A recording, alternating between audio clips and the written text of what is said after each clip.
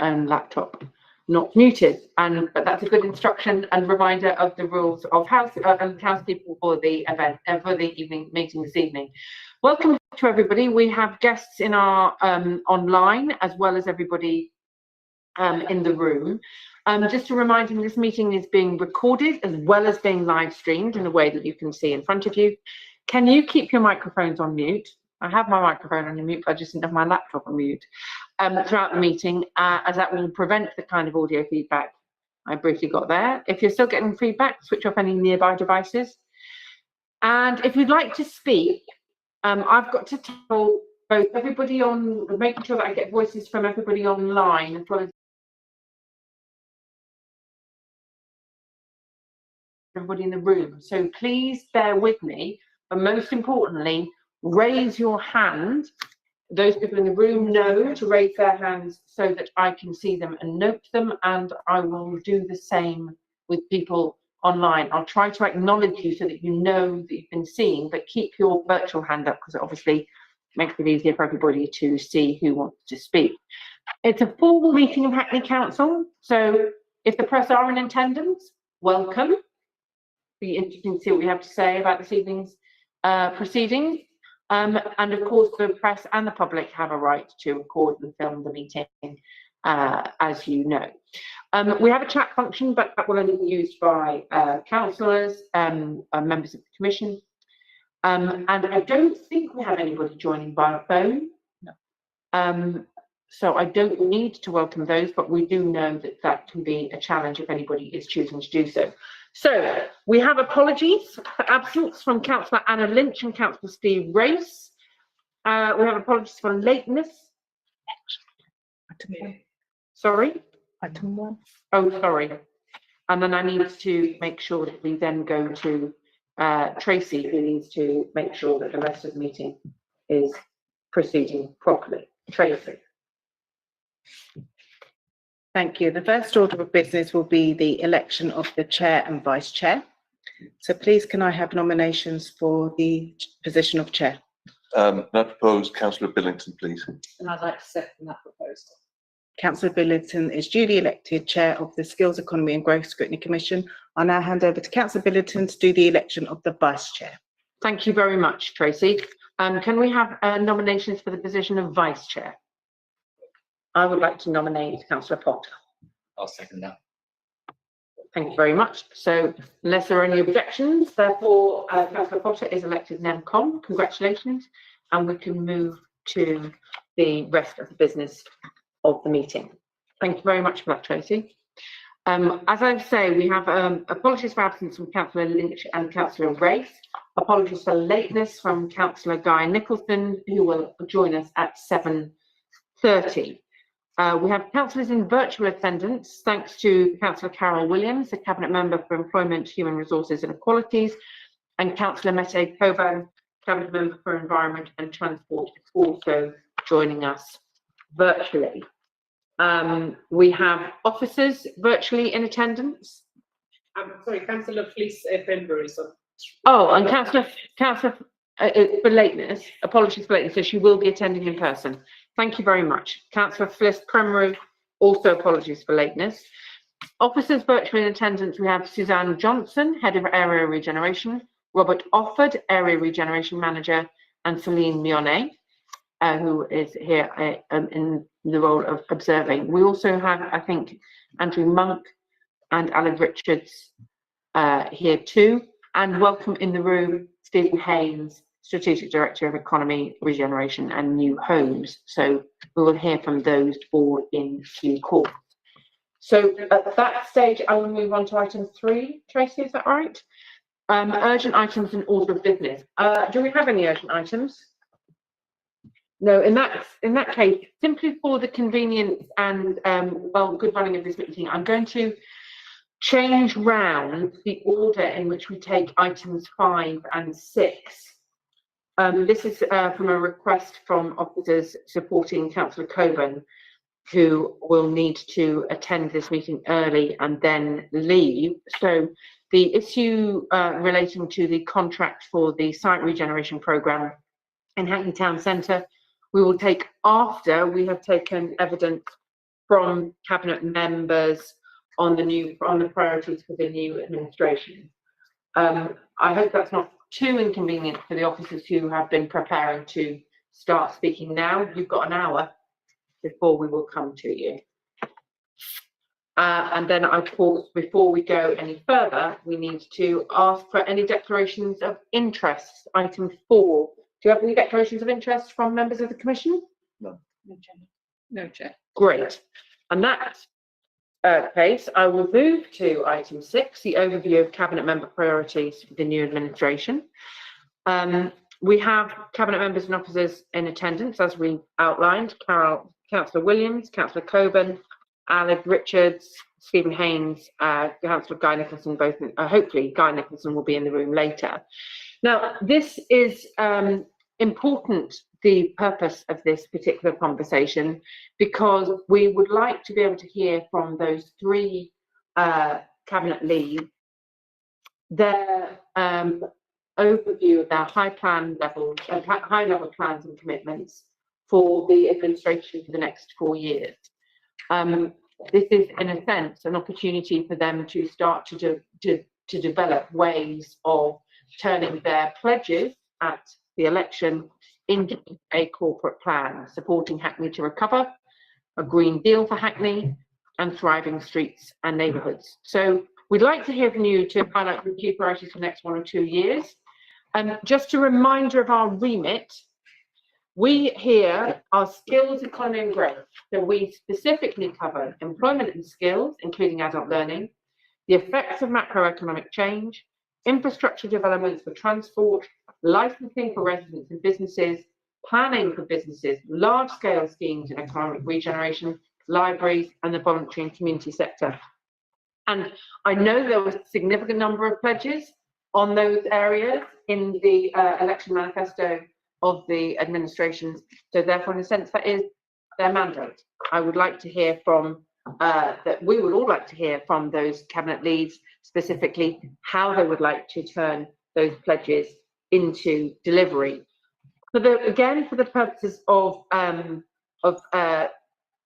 convenience for the cabinet leads, I'd like to take Councillor Coburn first, then Councillor Williams, and then Councillor Nicholson. And I propose that each one of them will speak for no longer than 8 minutes, and then we will take Q&A after each one. So that will take us up to no more than an hour from where we are. Councillor Coburn, are you there? I can't see you, but I'll have to believe that you are. Could you unmute yourself and spend the next few moments outlining why you made those pledges and how you plan to deliver on them? Councillor Coburn. He's not there.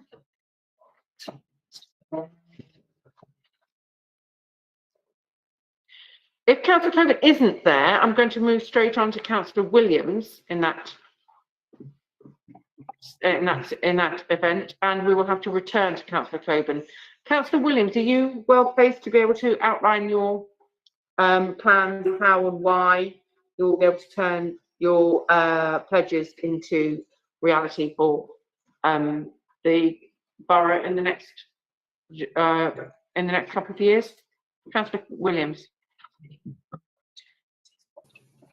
Sorry, it takes a long time to navigate around a trackpad on a Chromebook. So yes, thank you for inviting me to, can you hear me? Thank you for inviting me along to the first scrutiny meeting of the Skills, Economy and Growth Scrutiny Committee of the new administration. Congratulations to everyone on re-election and to the chair on her re-election as well. So there are a number of commitments in the manifesto that are in my portfolio area. We have been, over the last administration, of course, we've made a huge amount of progress on the employment and skills agenda. We would like to continue to deliver good opportunities for Hackney residents in the employment and skills area. And throughout the course of the last administration, I think we did very well in a number of areas, and I'm not going to bother go over those because Scrutiny has heard a lot of that detail previously. I think there's a lot of new work that we need to do, but there also continues to be some areas that we need to progress on throughout the course of this administration. Can I just take the liberty of highlighting a couple of the manifesto commitments to look at in a little bit more detail? So one of the commitments was building community wealth and creating opportunities where residents are the first to benefit as a local economy recovers and reopens. We've got a really good foundation on which to build. We have an inclusive economy strategy. We've developed Hackney Works that has grown over the last few years and continues to adapt to the current working environment and the challenges that were presented throughout the course of the pandemic. So we have extended meeting and training spaces at the opportunity hubs. There are 3 of them in total. And soon after the election, hopefully you'll have seen that myself and councillors attended 2 of those opportunity hubs, one at Woodbury Down and one at Hoxton, to see how they've adapted to that environment, including adding new IT facilities and a rollout of adult learning skills assessments at those hubs. You'll also be aware that we are part of the Homes for Ukraine scheme. The Mayor and I have met some of those residents who are here in the borough, guests who are here in the borough under the Homes for Ukraine scheme, and have been talking to them and their hosts about the challenges that they are facing and the support that they need. So officers have already been doing some work on how we might support them, particularly around acquiring English language skills. Many of them, of course, are already here with a huge amount of experience from Ukraine that's relevant to our labour market. What some of them are missing though is English language skills. And so some of the work that we want to do over the coming months, particularly this summer, to help them acquire the English language skills is to put on ESOL classes, and not just ESOL classes for the Homes for Ukraine families that are here, but also our refugee communities, because we've been doing a lot of work with the Afghan refugees and in the past other refugees as well. Hopefully you will have noticed that building on some of the work that we did in the last administration to integrate the adult learning service into the employment and skills team, we have hit the ground running after the election and moved into developing a programme for the Festival of Learning, offering taster opportunities so that residents can get an insight into the sort of courses that they can do through the adult learning programme. And we had about 30 taster sessions so that we can get an idea of what courses residents want, what's in demand, and so we can tailor our adult learning offer. But last year we also delivered a new prospectus for our adult learning classes. So we will have more information later on the year about what the demand is for some of our courses, and we'd be happy to come back later on in the year with a little bit more detail on that. I'll turn to, I think, the manifesto pledge on building on our highly successful employment pathways programme. We've done a lot of work around supported internships, adult internships, and in previous years we also had a Hackney 100 paid work experience programme for young people who are still at school and sixth form. What we have pledged in the manifesto is to redeliver those and revive the paid work experience programme as well. And we made a huge inroads into the Kickstart programme as well. So we put that on. We had 230 businesses sign up, and they've delivered 260 places in total. And we made contact with a huge number of residents, nearly 1,000 residents, in fact. And we can't, of course, deliver Kickstart placements for all of those, but we now have contact with those residents who require entry-level. Is that me? I think that might be me. Yes, that was me. Sorry, it was another tab. I was listening to Children and Young People Scrutiny Commission earlier. Where was I? On the Kickstart programme. So what we have learned over the course of the last administration, of course, is the demand for the various programmes that we have, the employment programmes that we have. And throughout the course of this year, what we'll be doing is gathering that data, that information, and tailoring the programmes for what our residents would like to see delivered for themselves. I think that those are the ones that I want to highlight for the time being. Is there anything else you'd like to add before I open it up to the Commission to ask you questions? Look, there are lots of commitments, including what we want to do around SEND. And any of you that will have spoken to me over the last few years will understand how committed I am to delivering paid opportunities for young people in the borough who've got special educational needs and disabilities. What I would like to do, and this is all, of course, what I would like to do, there's a lot of work yet to deliver all of this.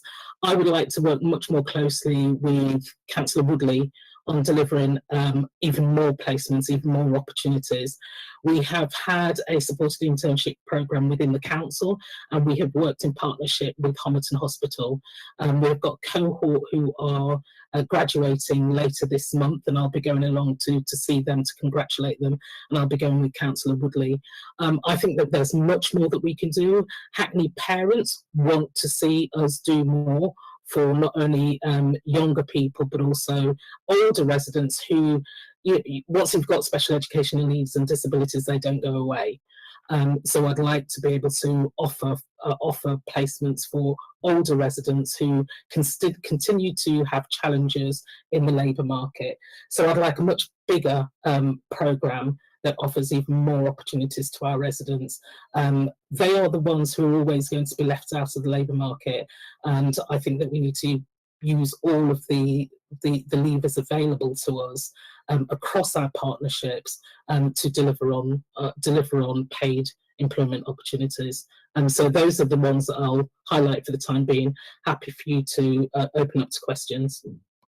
Thank you very much, Councillor Williams. Can I open up to questions from the Commission, reminding everybody that we've got exactly 10 minutes before we need to move on to Councillor Coburn, who I can now welcome virtually to the meeting.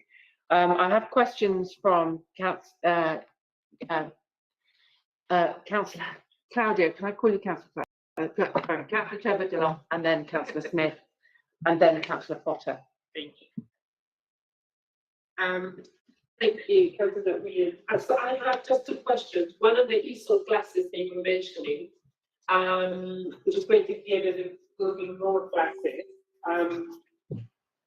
This might be an obvious comment, but are these ESOL classes, is it possible also to advertise in another language other than English?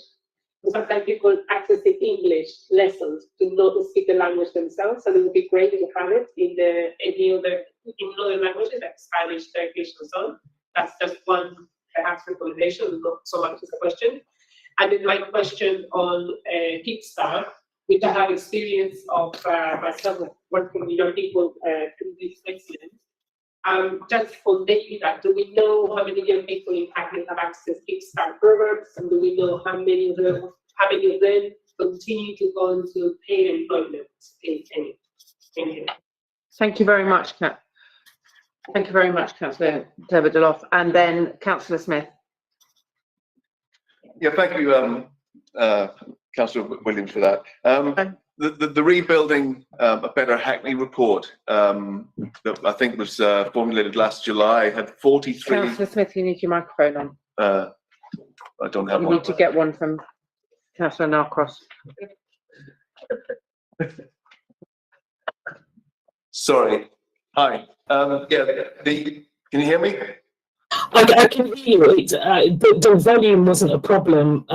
The problem is the distortion. So you're going to have to, Chair, if you could repeat the questions, because there is a lot of distortion. Did you hear Claudia's question? No, not very well. Right, okay.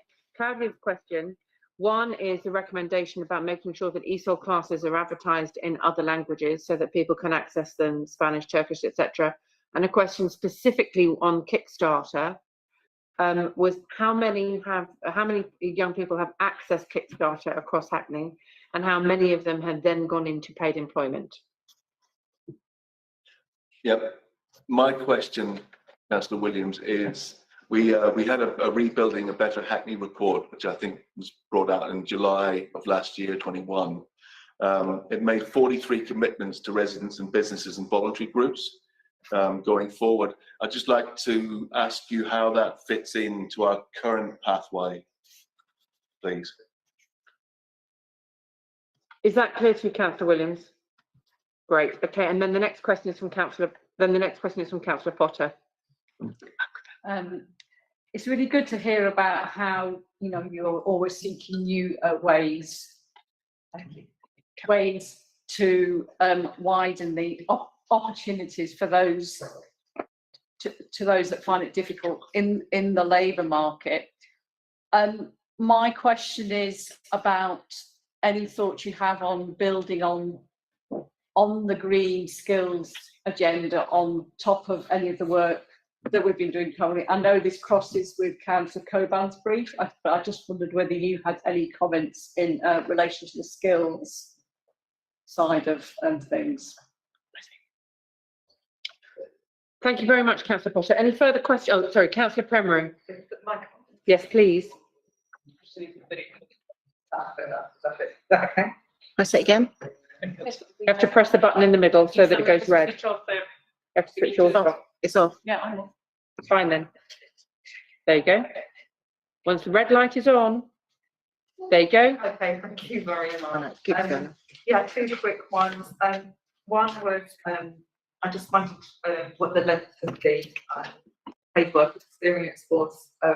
Well, I think you said what kind of numbers that was for other than an apprentice role.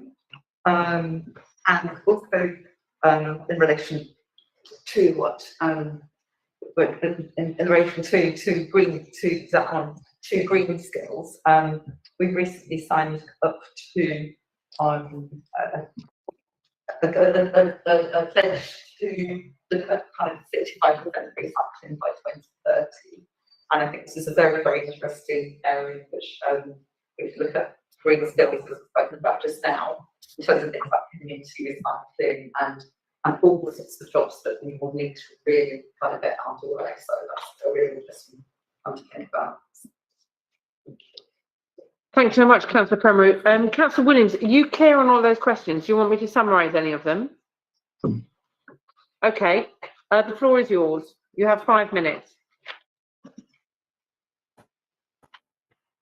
Sorry, I didn't hear any of the last questions at all. Right. Okay. Can you try again with the microphone? I think it's that microphone that's problematic. It's a different microphone. Okay, thanks, sorry about that. The second question was in relation to the fact that we're pledging to 65% recycling by 2030, which is very exciting.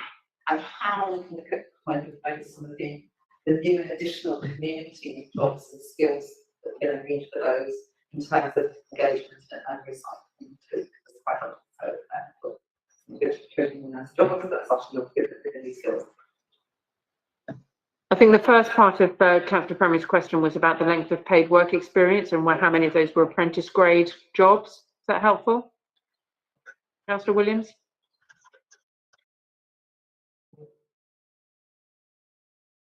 Yes.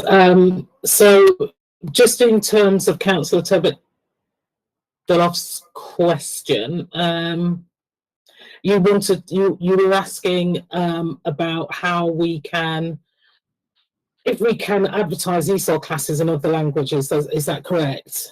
So what we do is we do use a range of channels to advertise those classes, and we also work with community groups, community-based groups, and voluntary services as well across the borough to make referrals. So we don't simply rely on advertisements either through it's not Hackney Today anymore, it's Love Hackney. I think it's Love Hackney, the new publication, which should have come out on Sunday. I don't have my copy of it yet. We don't advertise in non-English resources at all throughout the council, across the council. So we do rely on those referrals, and we do rely on our relationship with those community and voluntary sector groups, and that's the way that we get reach into the community. And of course, our tutors also work very closely with those community groups, and they already have established relationships. And I think that's probably the most effective way for us to work, rather than put out printed material or digital material online for that matter. So that's the way that we do it. In terms of Councillor Smith's question, it was on building a better Hackney report, is that correct? So there's an overlap, of course, with all of these documents that we have written, including the inclusive economy document, and as well as building a better Hackney. I would like to think that we have made some progress over the last year or two. I don't have the document in front of me. I was trying to search for it as you were speaking. And what I'd be able to do, though, Chair, if that's okay with you, is if there's any major digression from that report, then I can let you know. The only thing that won't be contained in that report let me just have a quick look. Sorry, I've got lots of tabs open on my computer. The major thing that will be very different, of course, is SEND, special educational needs, and what we do around the supported internship programme. All of our work on net zero and green skills, I think we've discussed that previously at this Scrutiny Commission. I believe we've discussed it previously at this Scrutiny Commission. I seem to remember that, so if I've got that wrong, then please correct me. There's a lot of work that we have yet to do to bottom out exactly how we are going to deliver on those commitments. Councillor Billington, I know that you have spoken to me in particular around what we do on adult learning and how we use our adult learning offer to increase the offer for green skills for Hackney residents. So that is still in the pipeline. The details of how we do that have not yet been worked out. I don't know what conversation Councillor Coban has been having with his officers, but this is a work, as you quite rightly identify, it's a joint piece of work across the three portfolios. So now that we're in the new administration, we have been confirmed in post again as cabinet lead members, and we have some sort of idea about what we want to do next. Then we'll be able to come back again later in the year with more detail for you, Councillor Billington. And on the last question, you're going to have to remind me what Councillor Primrew's last question was. There's a couple of questions that we've got that are database, and if you can't answer them, Councillor Williams, that's fine. We'll just need to get. It was a question on Kickstart. Yeah, the one on Kickstart, which was actually Councillor Turbot-Deloff's one, on how many young people have accessed it and how many have gone into paid employment. Councillor Premier's is about the length of paid work experience and how many their apprentice grade are there. So it would be useful to have those. And then Councillor Premier's second question was about green skills, particularly community engagement jobs around our recycling target. I'm just get anxious about time. So if you were able to answer those questions, or you can't answer the data ones, please can we ask for you to write to us on those?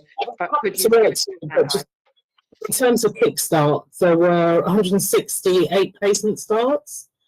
There were many more residents who had applied than there were places available, but there were 168 placement starts.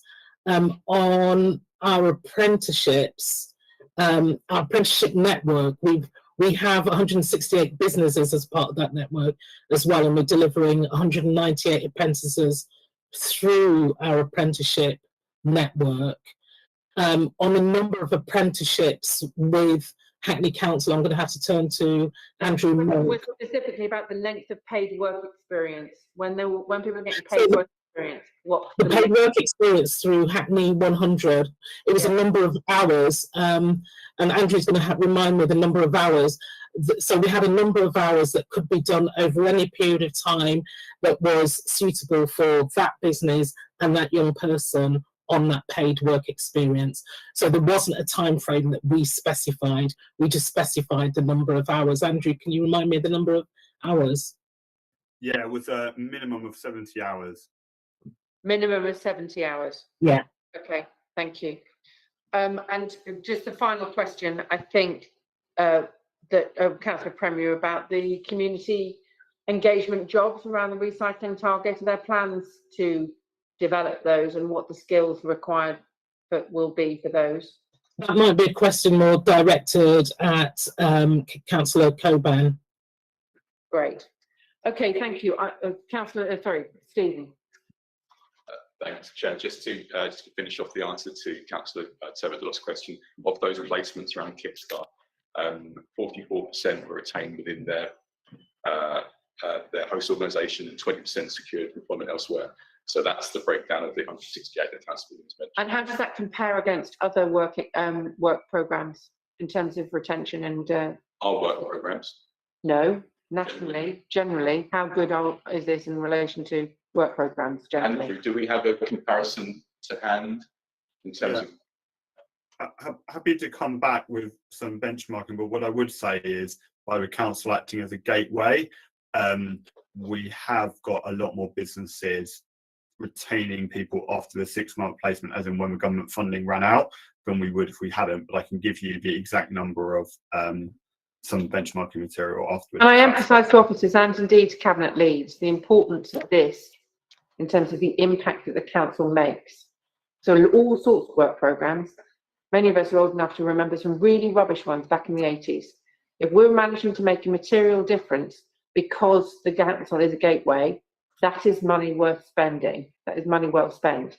But we do need to understand what material difference the council makes on those work programmes, and therefore benchmarking is important. Can I move on? Can I thank you very much, Councillor Williams? That's very helpful.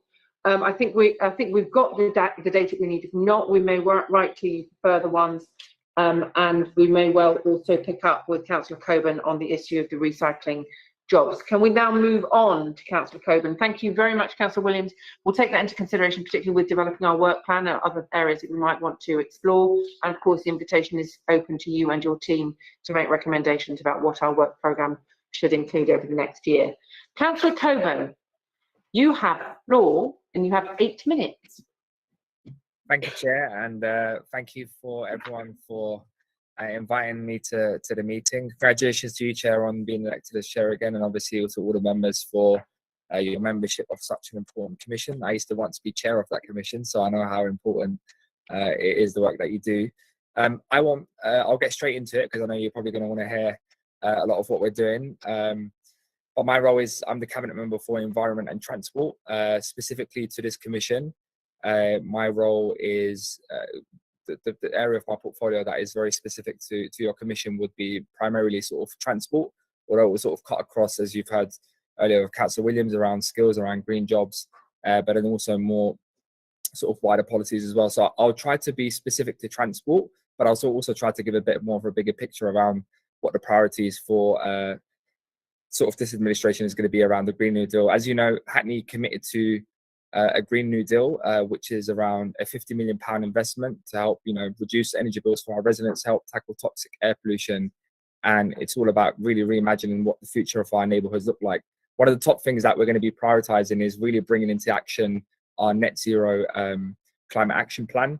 This is something that we've been speaking to, the chair and the scrutiny panel, and obviously to your commission for some time now. What the climate action plan is it's basically bringing together the sort of the strategic sort of actions that the council will take to help reach our net zero ambition of 2040. Hackney's had a very, very ambitious plan and very successful delivery of our decarbonisation efforts. But what we're now looking to do is to bring that framework together. So hopefully we should see some progress in that in the autumn of this year, which will go out to consultation. Now, as part of that, which relates to sort of this commission, and that will be interest of to your work, would be the partnership that we're going to be having with stakeholders and businesses. What we want is this to be a Hackney climate action plan, not Hackney Council's climate action plan.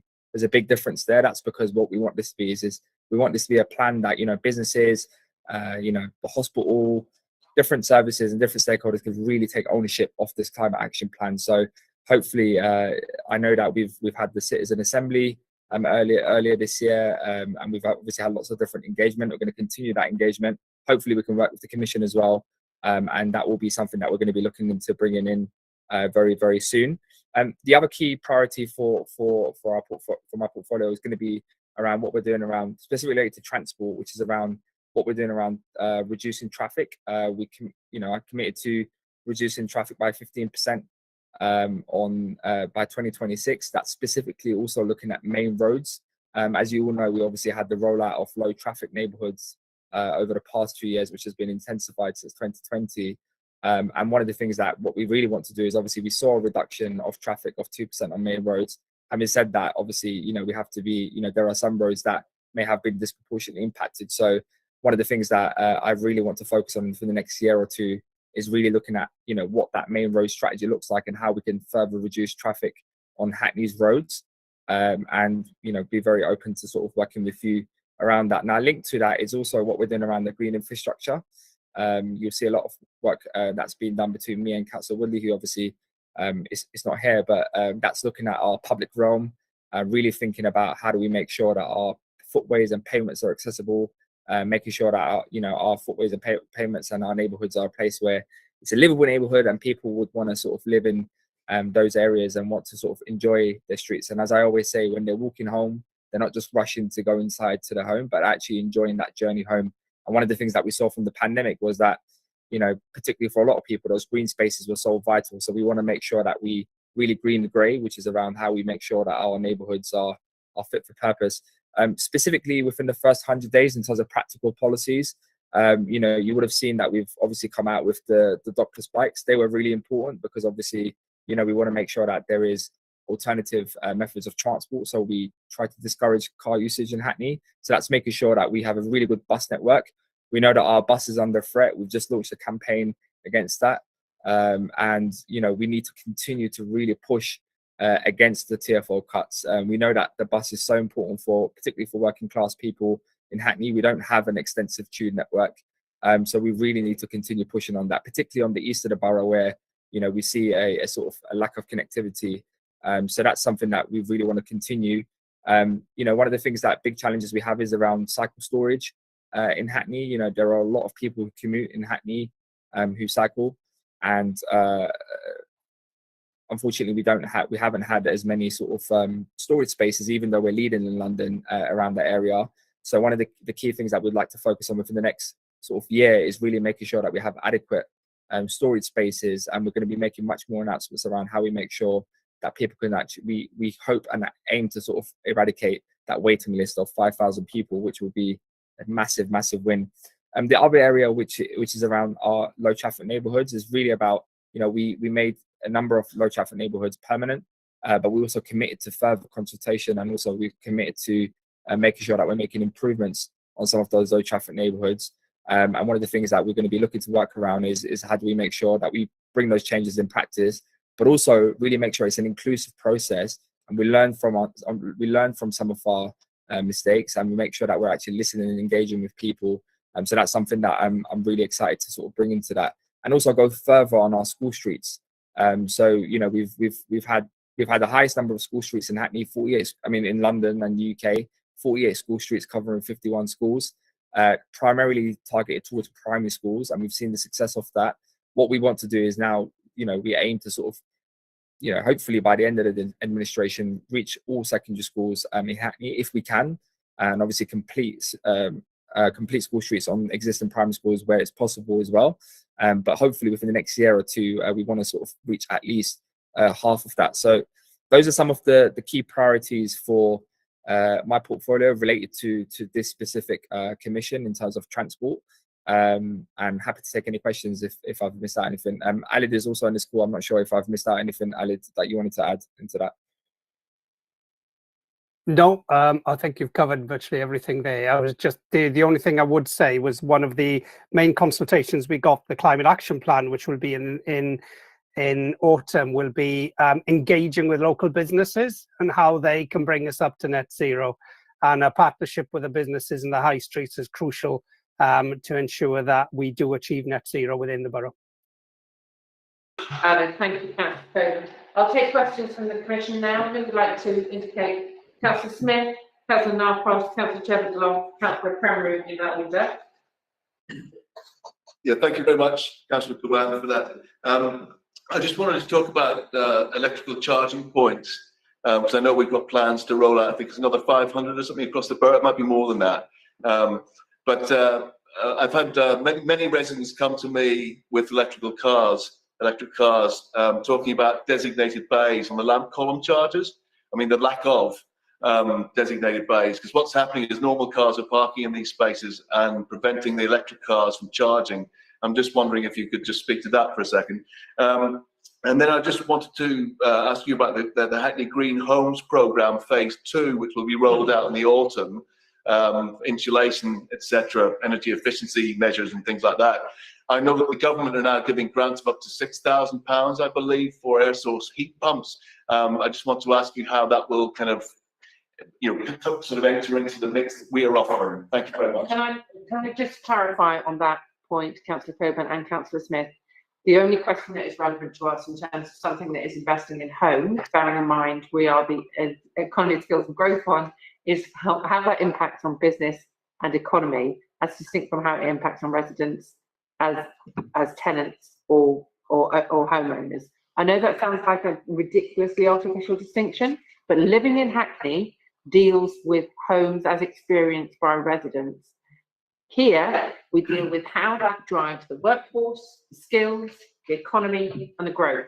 So the question specifically when it comes to green homes is what assessment has been made of that programme to skill up our workforce and grow our economy when it comes to achieving net zero. Just a clarification on that. Councillor Narcross.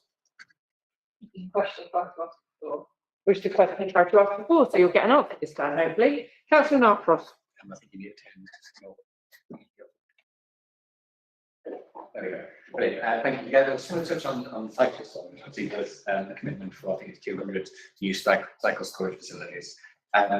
One of the benefits of making Hackney a cycle friendly place is lots of people using cargo bikes. Obviously, cargo bikes are much larger than difficult to store.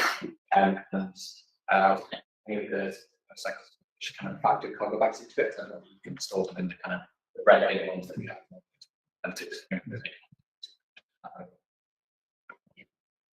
Cargo bikes, which are, of course, as Councillor Narcross points out, very important for achieving that last mile delivery and develop and support for our businesses to be able to achieve net zero. Councillor Chebadloff. Thank you. My question was related to cycling, the little tractor. Thanks for the update, Councillor Coburn. My question related to use of bicycles. I've seen we have had issues that people didn't understand. It's great to know how do we get that data of cycling in Hackney. But my main question is about thinking of the residents that cannot afford the cost of bicycles to purchase, or really using the cargo bikes, because one people being quite a lot of folks, especially now in this sort of cost of living crisis that we're in. So, are these bicycles? Can they be accessed by people that are investor friendly? Can they be more accessible so that they don't the economy of the residents in Hackney? And yeah, that's my question. Thank you, Councillor Doloff. Councillor Premru. Okay, thanks. Can you put your microphone on, please? And Councillor Deloff, can you take yours off? Thank you. I apologise if I'm not framing it in the right way, Chair. So my first question is around the citizens assembly. And what the configuration of that would be, because there's a lot of different ways that those are put together. So for example, it's different venue to advocate the petition, just like a kind of jury. And there are advantages to that with a range of people coming in, and that obviously is very representative. And there are also people get a mixture of something like that, and also with interest groups, particularly environmental interest groups, who do have very, very good ideas, and some of who feel that they're not fully represented. So it'd be really to see how that's in that. And then secondly, actually echo those neighbourhoods. So of course around bus cuts themselves and wanting to log together, the transport for London funding. And also there are some of cuts that make a huge difference. So that people feel a little bit stuck sometimes. You know, it's not a great just transition if you don't have the transport. And sort of the hit into that, my question is something that did come up on some doorsteps in Crystal, quite a bit around local neighbours. And that's as part of that, you also need to be able to obviously walk and get to places. And sometimes the issue is around affordable or culturally appropriate shops too. So we could hear about residents wanting to drive them to say the parent to a little or cheap supermarket 2 miles away. So I wanted to have that intersection on both where that question might come up and what we can do to address that, where we can feel that it's a proper 15-minute neighbourhood. Thank you very much. I'm going to be kind to Councillor Ferry since it's our first meeting, because the first question actually about citizens' assembly is strictly speaking not within our remit as to economy and growth, but it is important to understand how we're making these decisions and how we do that citizens' engagement. So I would like Councillor Coburn to answer that. And again, Paul's just in brief summary, her questions about walking to affordable and culturally appropriate shops is again an issue which is very much within our remit as the Commission focusing on business and the economy. Councillor Coburn. Sorry, Chair, just to clarify, so the Councillor Primrose's question was, first question about citizen assembly and decision making. What was the second bit? Sorry. About one of the things that came up on the doorstep when she was talking to people before the election was the challenges around LTNs and walkability to affordable and culturally appropriate shops. So people are driving their nans to live only less than that far away, which normally would be something that wouldn't have been quite so difficult. It's become more difficult. How do we make sure, particularly, let's be honest about it, where land values and house prices are extremely high and therefore drive business rates, which makes it much harder for the economy to really meet the needs of our less well-off residents. Councillor Coburn. And sorry, I'm so sorry as well. I got all the other questions. Just Councillor Turbot, the last question. I didn't get that. Sorry. It was about cycling and the access to doctors' bikes. Doctors' bikes.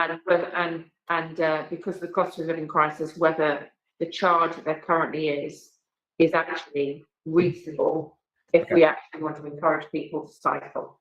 Yeah. So let me just kick off with that, and that's a great question actually, Councillor Turbot, and look forward to congratulations on your recent election. Look forward to working with you. So we do. One of the things that we done with our new operator Lime, which we announced, is that residents on lower incomes can actually apply for a 50% discount on doctors' bikes, which is fantastic. So that directly deals with that issue, and hopefully, obviously, we'll continue to monitor what the take up and the usage of the doctors' bikes are, and obviously sort of the demographics, and we'll collect that data and see whether it's adequate. But we're obviously very, very delighted that Lime has been able to working together with Hackney Council has obviously been able to put this offer for our residents who need that support. And exactly like you say, if we're going to make cycling accessible, we have to make it cheaper for people, particularly who can't afford it in the midst of a sort of a cost of living crisis. So I hope that sort of answers that specific question. And obviously, going further than that, what we also want to do is, the other key area around our manifesto is also to sort of make sure that every single child by the age of 10 receive cycle training. Some of that long-term behavioural change is going to be really, really important to encourage more children to take up cycling and make it more accessible. School streets, we've already seen that as a result of the school streets, 51% more children are now cycling to school as well. So we need to do some of that short-term cost issues that we've got to deal with, but then also we have to do some of that long-term behavioural sort of change, training change that we need to bring together as well. Going to Councillor Smith's point around electric vehicle charging points, it's actually 1,500, Councillor Smith, by 2026. It's going to be 3,000 by the 2030. Within that 1,500, hopefully, where we are at the moment is that we'll be announcing soon the operators that will be rolling out the electric vehicle charging points, and there'll be different types of electric vehicle charging points ranging from lamp columns to the rapid chargers. It's the highest area-based rollout in the whole of the country, and obviously coinciding with that is our parking enforcement plan, which went out for consultation in last autumn, as you remember. And what we're looking to do is obviously make sure, as you rightly say, that we have the right adequate parking spaces that goes together with our rollout of our electric vehicle charging points. So there's going to be a lot to go around in Hackney.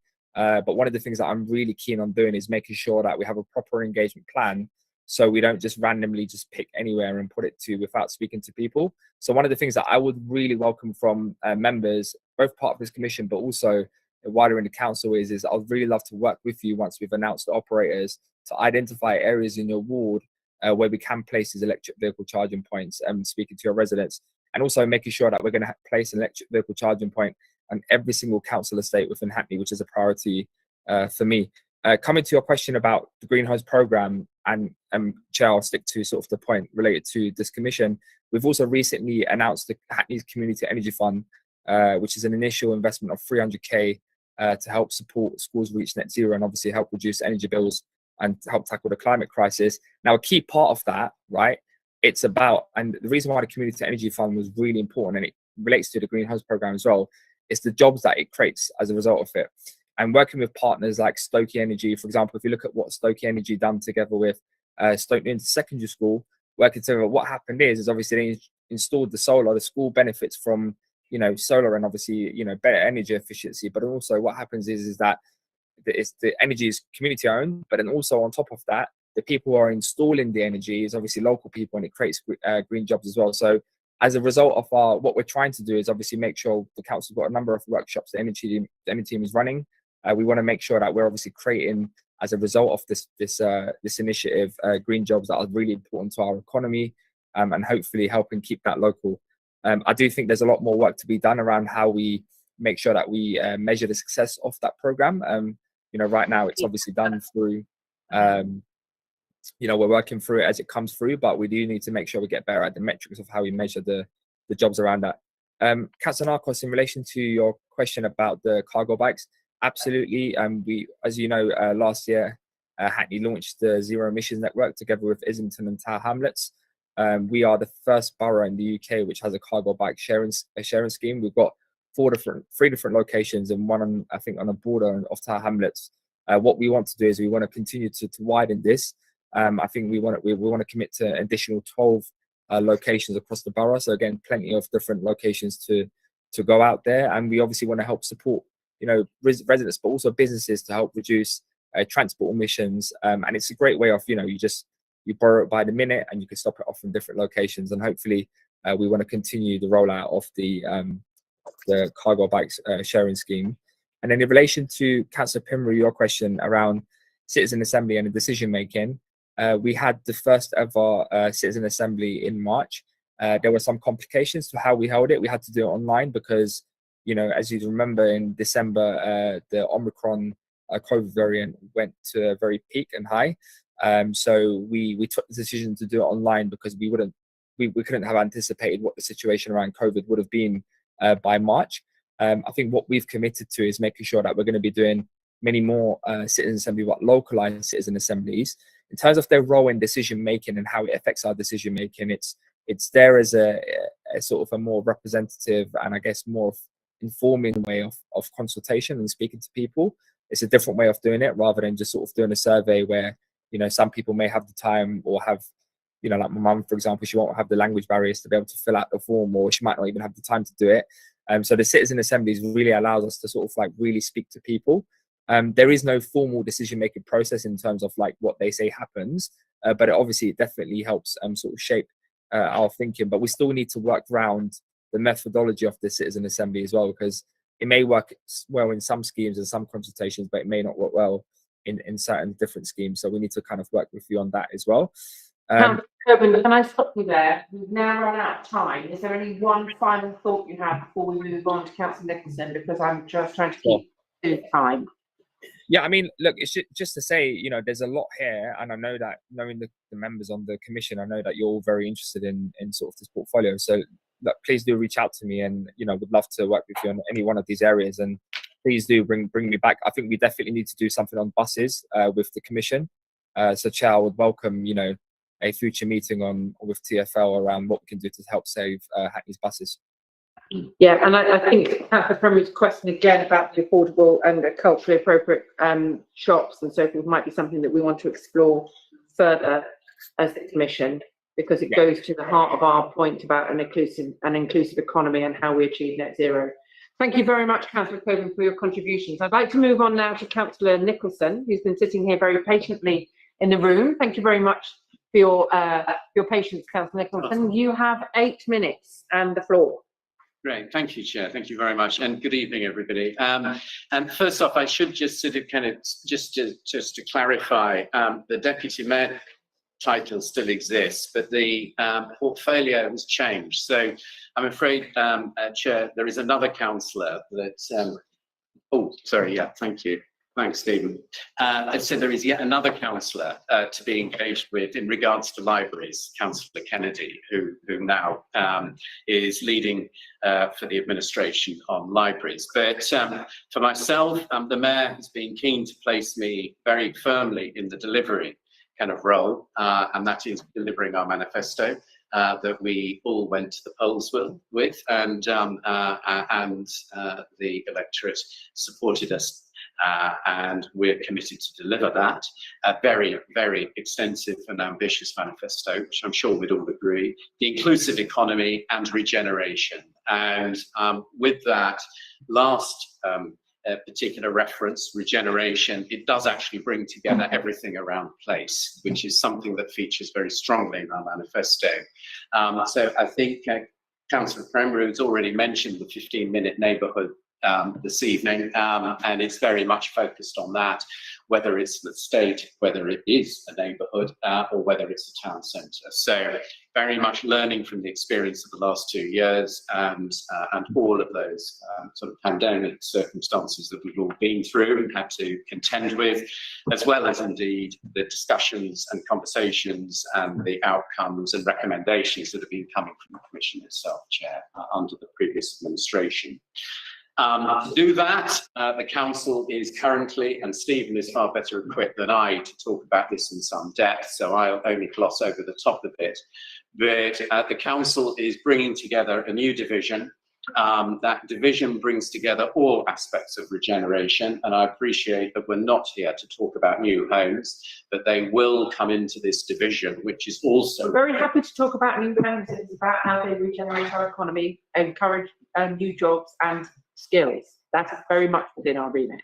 Fabulous. I think in the months ahead, that's exactly what will be happening, Chair. But in the meantime, there is work to be done that is rolling along. And as I say, Stephen can give us more detail about that if that's of interest, where this new division brings together everything around economic development, skills, employment. It brings together place-based regeneration in all of its various different locales and locations. And it also sets out to bring together the council's assets into that, so that for the first time, if I may suggest, over the coming months, what we will see is a far, far closer and most welcome alignment between the assets that the council holds in its general fund portfolio, property portfolio, its housing revenue portfolio, and the use of those assets, whether it's for workspaces, business spaces of one description or another, whether they are for cultural spaces or indeed whether they are for new homes. And that work, as I say, is underway, and there is many work streams around it that are coming together. This is, of course, is all to be led by a new group director that will be arriving in the council shortly, I believe, Stephen. I think beginning of July, around there. So we're clearly looking at a very new regime around the portfolio that you're kind of responsible for and looking at and challenging and scrutinising. In terms of delivery and what it is that has been happening and is happening as we speak, I think you have a town centre, Hackney Central Town Centre and Dalston Town Centre kind of presentation on the agenda for tonight. So that's just one example of the regeneration work that's going on in the town centres. There is attached to all of that a work stream that is focused as intensely on local businesses in both locations as indeed there is around the future development and the future development potential of the town centres. That development potential is geared to trying to establish how many new council homes can be delivered alongside how many new workspaces and indeed what types of workspaces can be delivered through that portfolio. But equally, there is clearly in Hackney Central, 55 Morning Lane, and that site is now will be coming forward over the coming months in terms of a new direction to take that particular opportunity forward for the town centre and the community that use that particular premises, the supermarket on that site. In terms of just looking a little bit further ahead, as I'm sure everybody is aware, under the Planning Authority, there has been an area plan work stream in Stamford Hill. That is set to continue and come forward. It clearly paused for the election period, but it will be coming back over the coming months. That follows a very successful public consultation exercise that took place towards the end of the last calendar year and the beginning of this calendar year. As I say, the whole thing paused over the period of the campaign and the local elections for obvious reasons, but that will be coming back. The same for Shoreditch. An area plan for Shoreditch. And the two new area plans to come forward over the course of the coming 2 years will be Homerton and Clacton. So looking very much at the Hackney Downs, Clacton, Lee Bridge area being one of those area-based plans, and the other really around Homerton Station and the environs to the north and south of the railway line and through and coming towards the Hackney Central area. So some substantive pieces of area plan work to come forward there.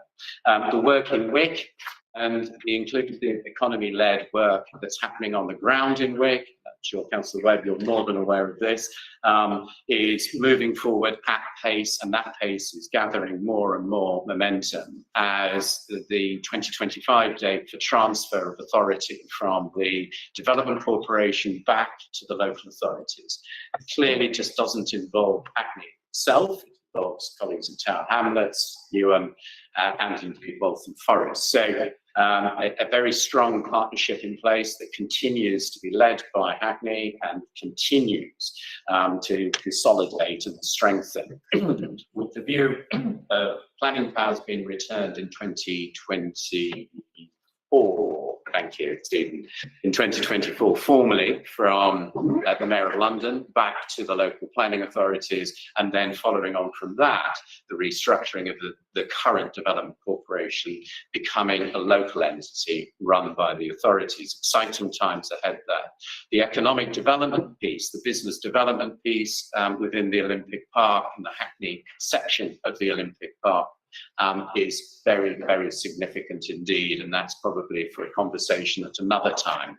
But some extraordinary investment and extraordinary economic growth going on in Hackney at this time. Really impressive stuff, and more to come. Coming into the, and Councillor Coburn mentioned the green economy. You have 1 minute. Thank you. The Green New Deal, the circular economy. Again, working that. So starting to focus into that. There is a programme of business development and support initiatives that are currently engaging with local businesses around the borough and will be for the next 3 to 4 months picking up on some of these things, defining what is the green economy, defining what a circular economy actually means for local businesses. And there are numbers of businesses, indeed, only last week I was at one literally down the road from the town hall that is talking about making a reality, indeed is making a reality, of the circular economy. That's recycling plastics back into the chain, back into not food packaging, but into lasting furniture, for example. Things such as product design and the technologies behind that, very impressive stuff. If I could just sort of perhaps end around the community wealth building kind of propositions that we have in our manifesto at this moment in time.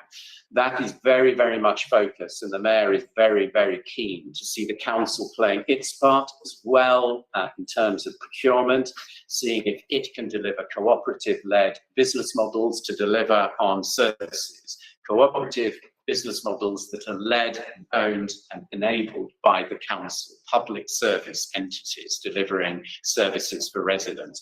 But equally, we're also kind of very, very much focused to see how we can embed cooperative business models and social enterprise business models into the local economy, the wider local economy, and how we can promote and encourage that going forward. All of this very, very important behind and underpinning the inclusive economy kind of objectives. What I would say is that clearly there is a need for a review in the months ahead around the inclusive economy strategy. There are some very, very strong elements and threads within the current inclusive economy strategy, but we're talking about a very different world now. We're talking about those macro changes that you mentioned, Chair, in your brief description of the terms of ref for the Commission, which are bearing down on all economies, but Hackney is not exceptional from that. But at the moment, we're focused on supporting enterprise and entrepreneurship, good ideas, innovation, and really trying to enable that where we can as a council, and making sure that that support is for local businesses. It was a moment of reopening, but clearly it's now becoming a kind of more of a reactive kind of scenario around meeting the challenges of, well, stagflation at best, perhaps recession at worst. Thank you very much. I'm very alive to time. I said that we'd be finished on this item now, so the next 10 minutes are what we've managed to accumulate over the past hour. I'd like to take questions from the Commission and remind everybody that we will absolutely be finishing this item the latest of 2019. Councillor Potter. Thank you, Chair, and thank you, Councillor Nicholson. I was going to ask you a question about community wealth building and circular economy, but you kind of answered that. So I thought I'd ask a question which I was alluding to in my green skills question before. So I know green skills isn't your department. No. I know Councillor Coburn mentioned about the skills around the energy, some of the energy initiatives. What I'd like to ask is, to me still, I think we need to do a lot more work in supporting businesses who do the retro fabric first work, which is going to then enable people to do the energy stuff, and we've got to do that first. So how are we supporting those? I'm not talking about the skills now for you specifically. I'm talking about those businesses that, you know, that are going to carry out some of that work, because to me there's a huge gap in that area, and what's council's thinking on how to support that area for the businesses themselves. Thank you very much, Councillor Potter. Any other questions? Councillor Turbot Deloff and Councillor Smith. Councillor Nicholson? Hello? It's Councillor Nicholson. Sorry. Okay. There we go, sir. Hello? Yeah. Thank you so much for that report. I have two questions, to be very brief. One on community wealth and the second one economy. How do we ensure that the projects that are coming up, the developments coming up, also offer jobs to local residents in Hackney to maintain that circular economy? How do we make sure that people know about it?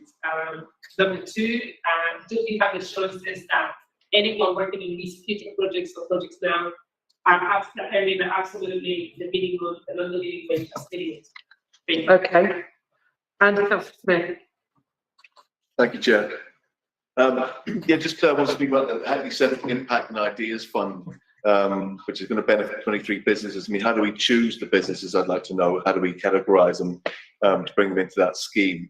And are we planning to kind of, because it seems that, you know, several of the successful businesses were awarded funding to green their operations or promote a circular economy in Hackney Central. Are we planning to roll that kind of idea out across the whole borough? Thank you. Thank you very much, Councillor Smith. So we have a question on supporting businesses, particularly those who do the retrofit fabric. And this is specifically about the businesses, that's thinking skills or indeed the benefit for the residents. Councillor Sebedilov on community wealth building and circular economy. How can we make sure those jobs are available for local people? How do they know about it? And can we guarantee they'll have the London living wage? And Councillor Smith on the Ideas Fund, how we're choosing those businesses and how we might make initiatives like that roll out across the borough. Yeah, thank you, Chair. Thank you. Can I agree with my position as Chair and ask one? I'm very interested in your inclusive economy review, because I'm very alive to the fact that we'll sensibly have this inclusive economy strategy, yet we're not very clear that we've got an economic development plan. So yeah, I'd be interested to hear from you more clearly what the relationship is between those two things.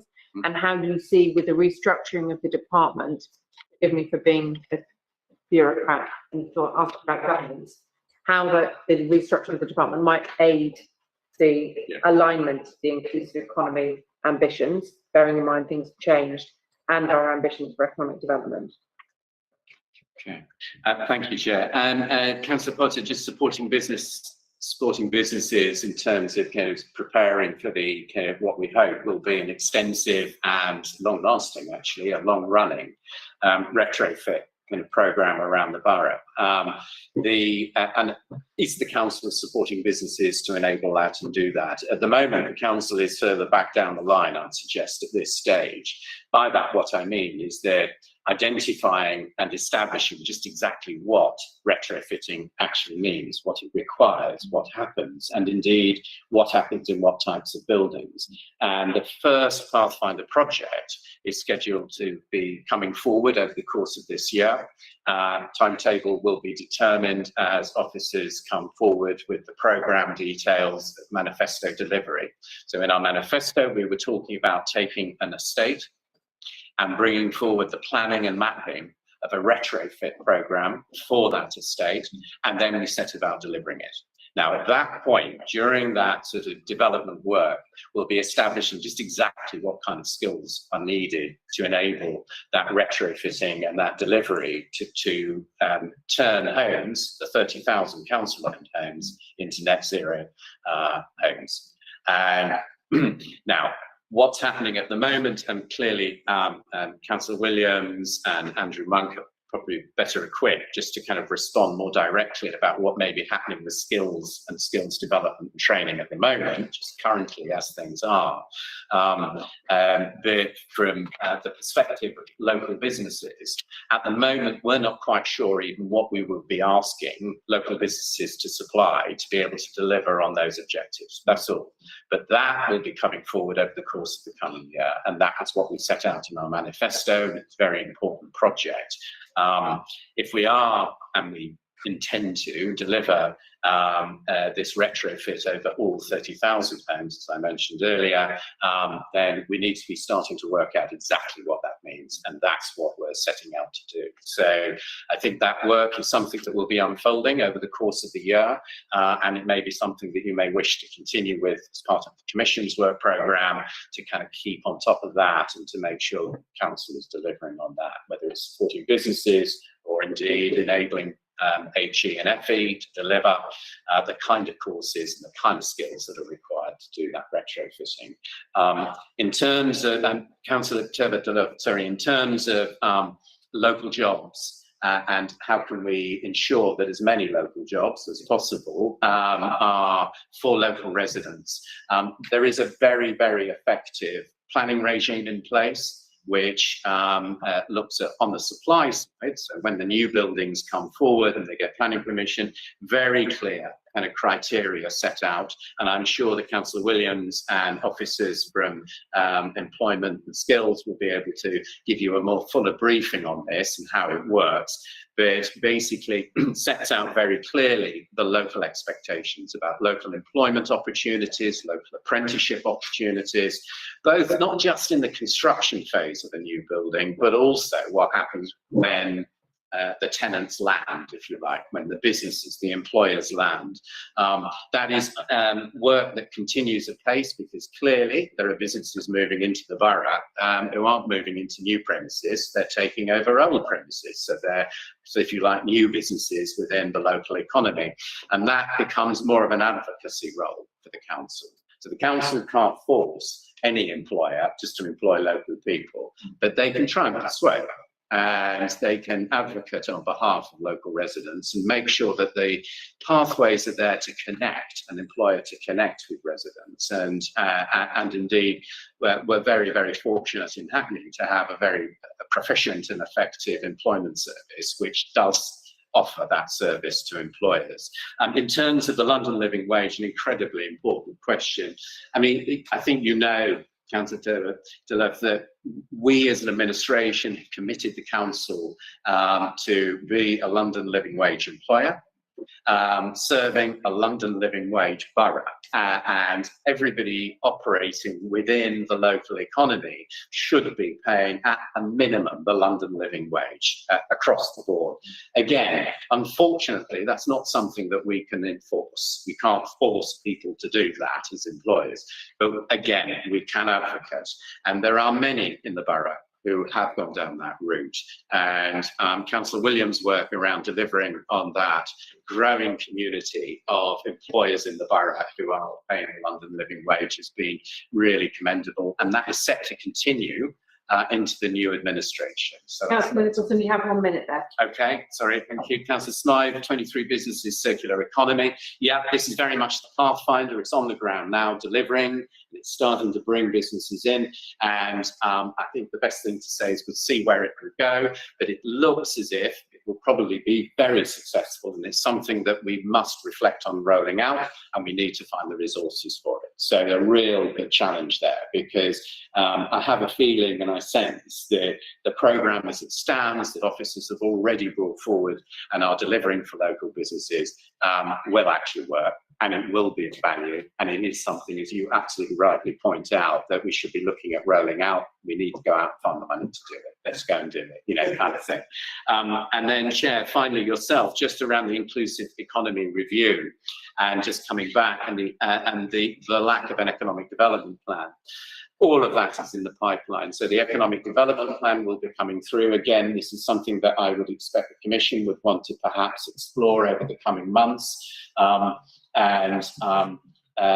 is all in the system, and that indeed would form part of an inclusive economy review, that work stream. So I think what I must sort of emphasise is that, again, if I may, is the inclusive economy strategy is not dysfunctional.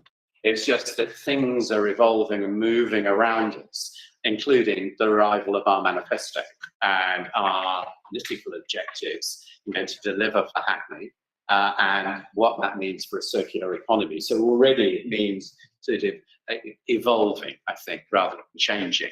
But into it comes for the first time, I would hope in the months ahead, and I'm looking forward to working together on that, it would be an economic development strategy of substance and of worth. And I know that the team has been consolidating, sorry, I'll let Stephen and officers talk about what's going on with the papers of it. Hopefully that's helpful. Thank you very much, Councillor Nicholson.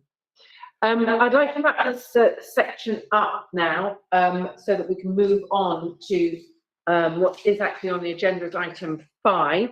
I think we've got a lot of food for thought. We'll take away those thoughts to, I think, a lot of what we've heard from yourself, Councillor Nicholson, and indeed from Councillor Williams and Councillor Coburn, will inform our work programme, and gives us a lot of opportunity to consider that we might want to scrutinise over the coming months. And we really welcome that opportunity to have an idea about what your ambitions are for the council and indeed for the borough, most importantly, over the next 4 years.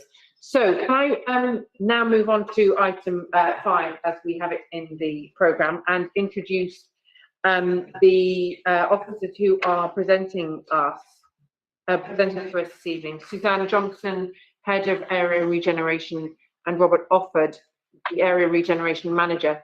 This item is, as you know, been inspired by some of the conversations we had last year about how the council engages and consults with the community and residents when developing these regeneration programmes. And so we'd like to hear a little bit about, in relation to the Hackney Town Centre one, how the contract award reflects the insights that you were able to draw from that consultation programme. Can I hand over to Suzanne Roberts for this? You have 10 minutes. So 2022, I expect we will have heard need to hear from you by 2032. Thank you. Yeah, that's fine. Thank you, Chair. Am I presenting to share my screen? I've got a presentation. Is that best? I think that would be ideal if you can. Yeah.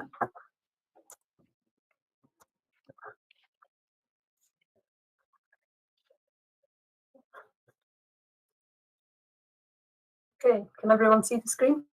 Yeah.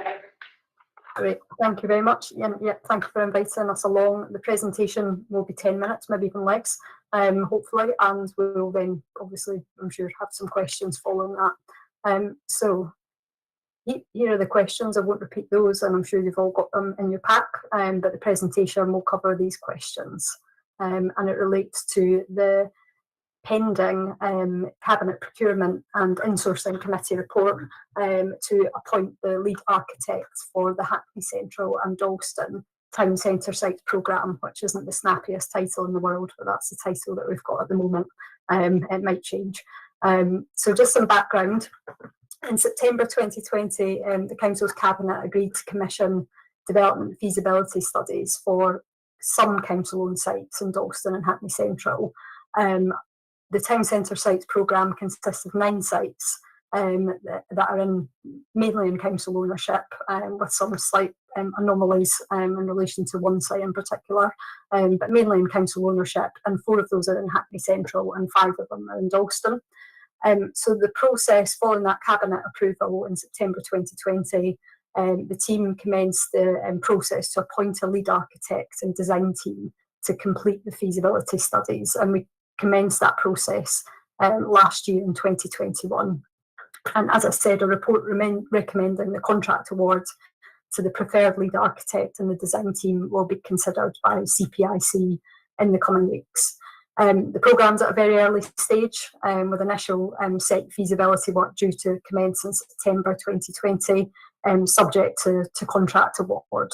That feasibility work, we also call it REBA Stage 1, so the Royal Institute of British Architects Stage 1, and the feasibility work is really about looking at the individual sites, looking at the constraints, the context, the opportunities, and coming up with some fairly high level design options for what could be kind of put on the sites, or what the sites could be, taking into account their existing uses and numerous other things which I'll come on to.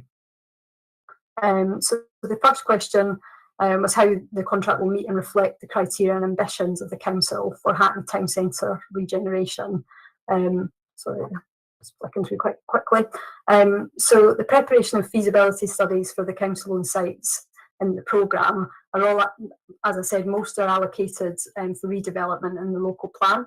And the work will establish if kind of different or new uses can be located on these sites to support and strengthen our town centres, deliver new homes, jobs, workspace and other uses, and deliver income to the council to support council service delivery in the future.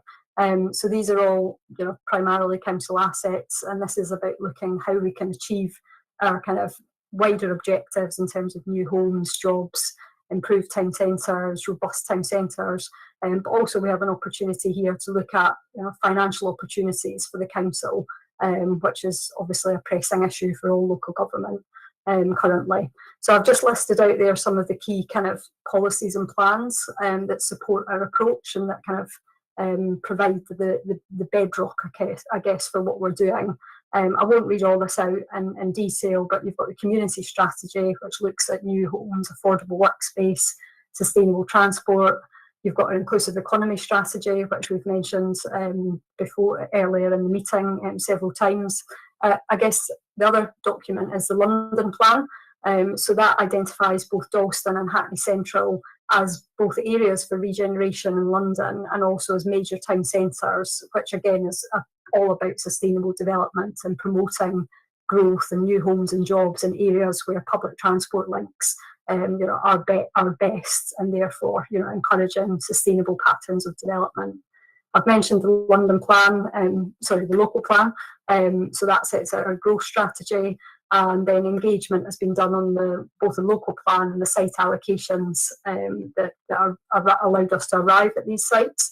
But also consultation has been done on the draft Dalston plan, where the sites are also listed, the Hackney Central Master Plan, where the sites are also listed, and we're also been engaging with residents and communities and businesses as we prepare all these mentioned plans.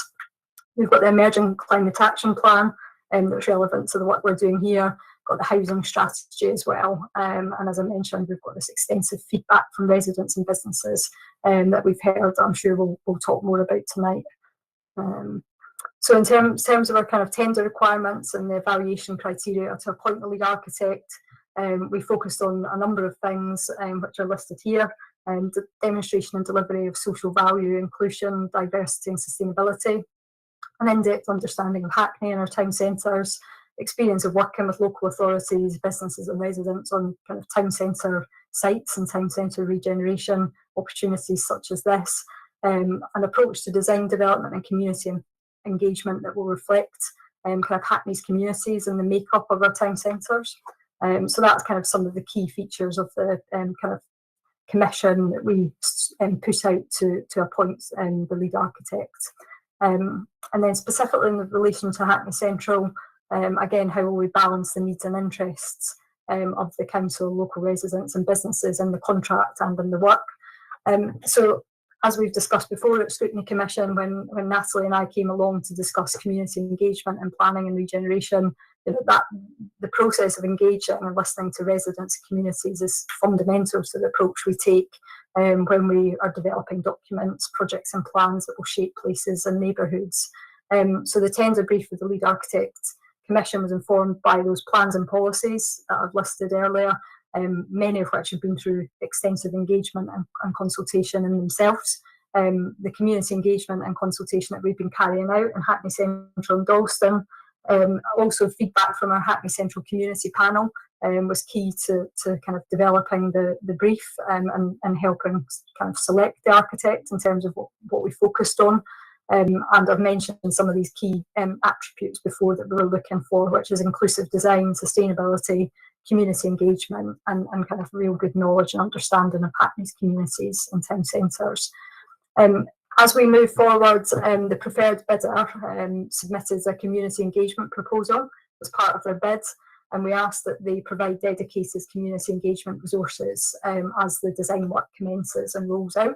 So once we get going, subject to that contract approval, of course, at CPIC committee, we will work with our lead architect and design team to kind of support, oversee the community engagement and feasibility studies to make sure that we look at each site and take opportunities to take views on each of the sites and balance the needs and interests of us, the council, but also of our residents and businesses and other stakeholders.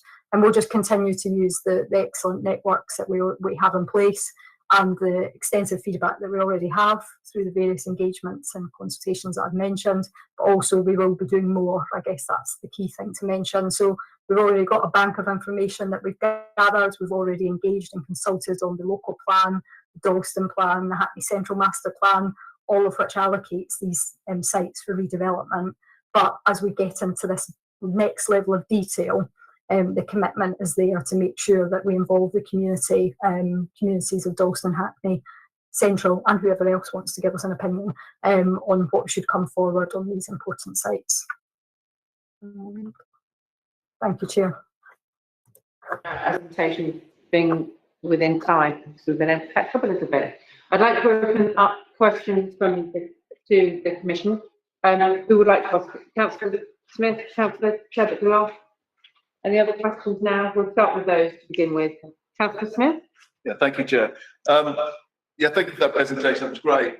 This is kind of specifically to the Hackney Central site, and I just wanted to know what the community said about density in the consultation, about the number of units. I mean, if we're trying to, as the Deputy Mayor mentioned, making places, to get away from kind of building units, what makes that site viable in terms of density, in terms of the number of units?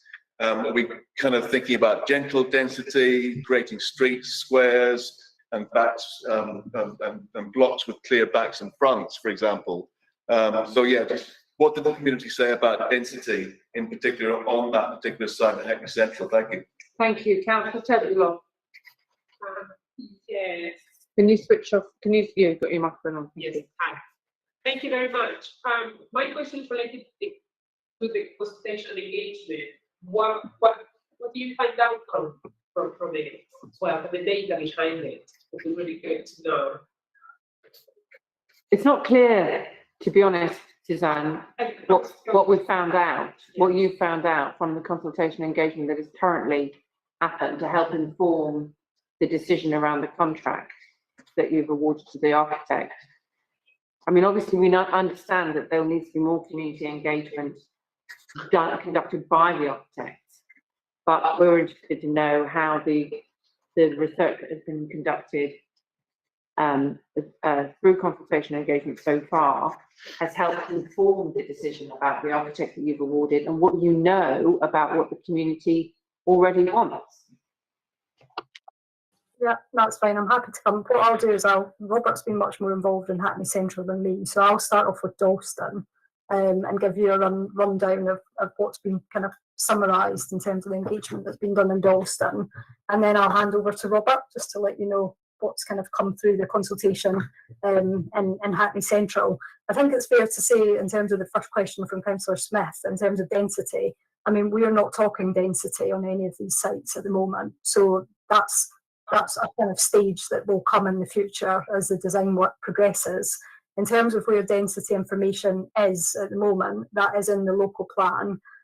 So in terms of all of the sites I've mentioned, most of them, like I say, are allocated in the local plan, and that gives a density, kind of appropriate density figure in terms of the site allocations in there. Because I'm not in planning, I can't tell you all the feedback that we receive from that, but I'm sure it will be public because we're required to publish and summarise all the consultation received on our local plan. So I'm happy to direct you, following the meeting, to the website where all that information on the examination on the local plan will be contained. So that's all public information. In terms of Dalston, again, a lot of this is public information as well, in terms of what people have said on the consultation so far.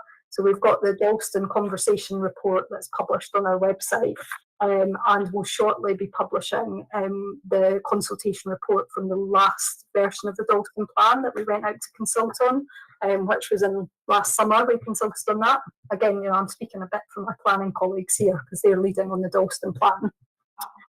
Just in terms of the key kind of concerns that came out in Dalston following the consultations that we've done on the Dalston plan, but also the Dalston conversation, people really wanted to see kind of enhanced walking and cycling routes in Dalston, and opportunities to really kind of make the area more walkable, more pedestrian and cycle friendly. Protecting and enhancing local assets was a real key factor in Dalston. The Road Market and the Carved Garden really came out as kind of key issues for the local community. There was antisocial behaviour concerns around Gillette Square that was raised, some also in Ridley Road Market. There was concern over kind of expensive homes being built that the local community were not able, felt they couldn't always afford, and kind of expensive kind of food offerings and businesses, and a need to ensure that the offer in the Dalston town centre was accessible to everyone. And actually, Robert will come on to this, but I think that we've heard similar things in Hackney Central as well. That's been a key feature. Lack of green space in Dalston came up as a fairly significant issue.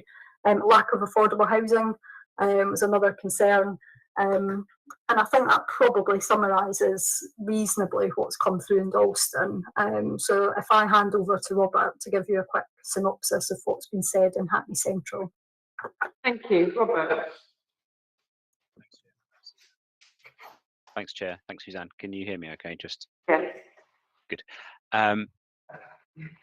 So the work in Hackney Central that has informed the brief for this piece of work, and for the architects in particular, comprises the Hackney Central conversation, where we got over 2,000 responses, which identified collectively 7 priorities for Hackney Central, and they range from supporting the local economy, access to high quality green spaces, transport and community safety, amongst others.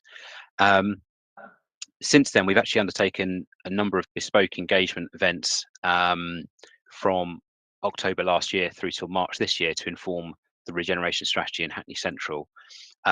They at stage 1 gathered over 1,000 comments, and at stage 2 a further 530.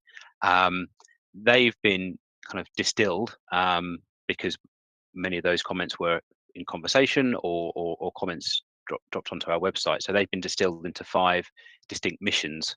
But if I was to summarise the key areas of concern across both the Hackney conversation and the particular events and communications and engagement we've done for the town centre strategy and regeneration strategy, I would say they're focused around antisocial behaviour and crime, and tackling those issues as they affect people's daily experiences of Hackney Central.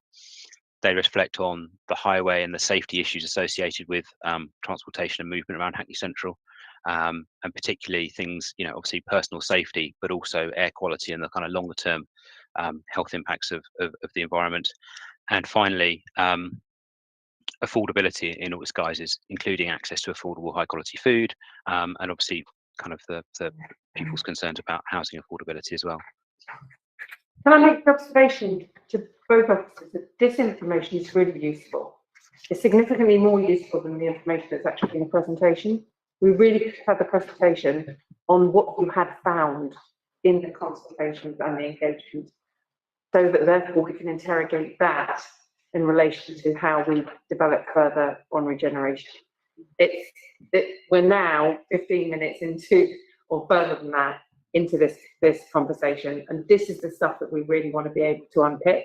If we'd had this information previously, as we had the presentation, we could have explored further what it is that we need to, when we talk about an inclusive economy, when we talk about an economic development programme, when we talk about a regeneration programme, how we meet the ambitions of our communities, as well as meet the legal obligations.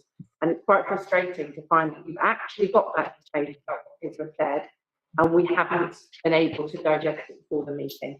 Suzanne. Thank you, Chair. I mean, I put the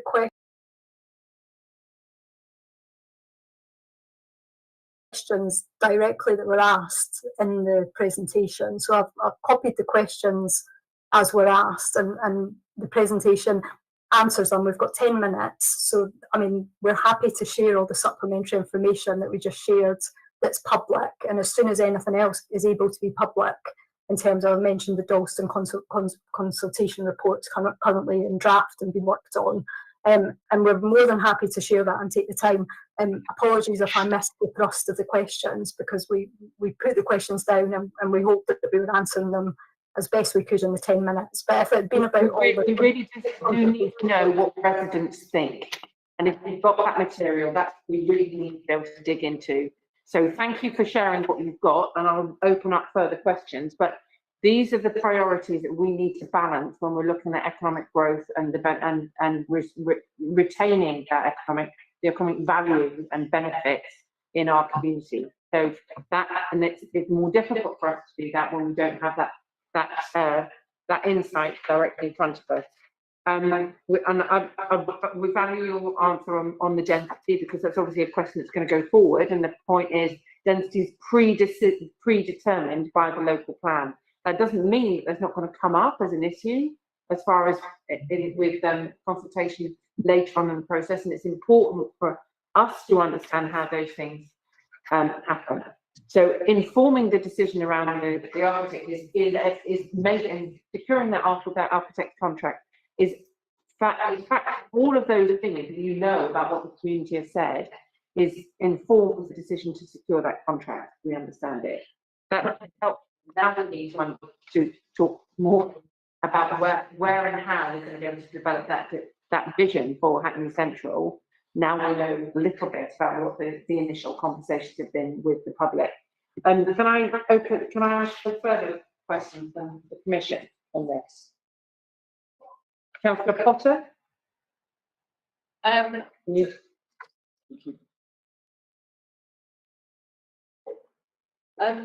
Suzanne, just in terms of the reasons, Robert, you've given, did you discuss those as part of this process in terms of securing the architect? So you didn't just discuss the process, you actually discussed the findings, and has that fed into your choice of the recommended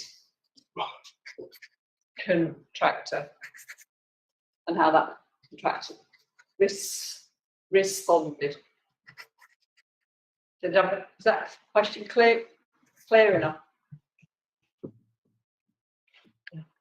Would you like me to answer that now, or is there any? Yes, please.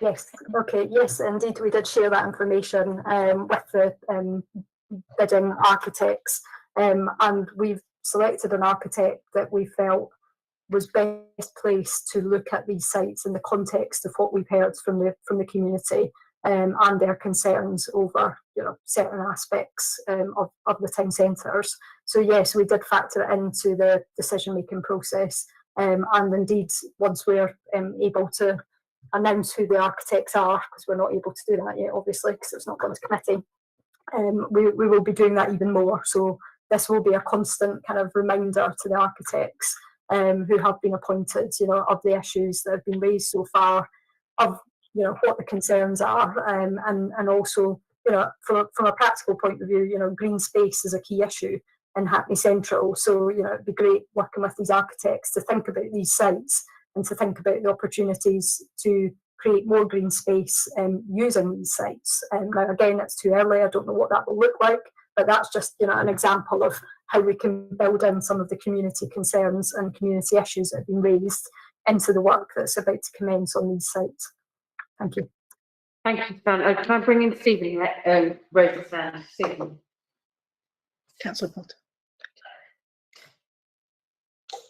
Thanks, Chair. In the spirit of this being a new commission and a new administration, I'd really like to ask that we find a way of ensuring that what you're asking us to do is what we're doing, okay?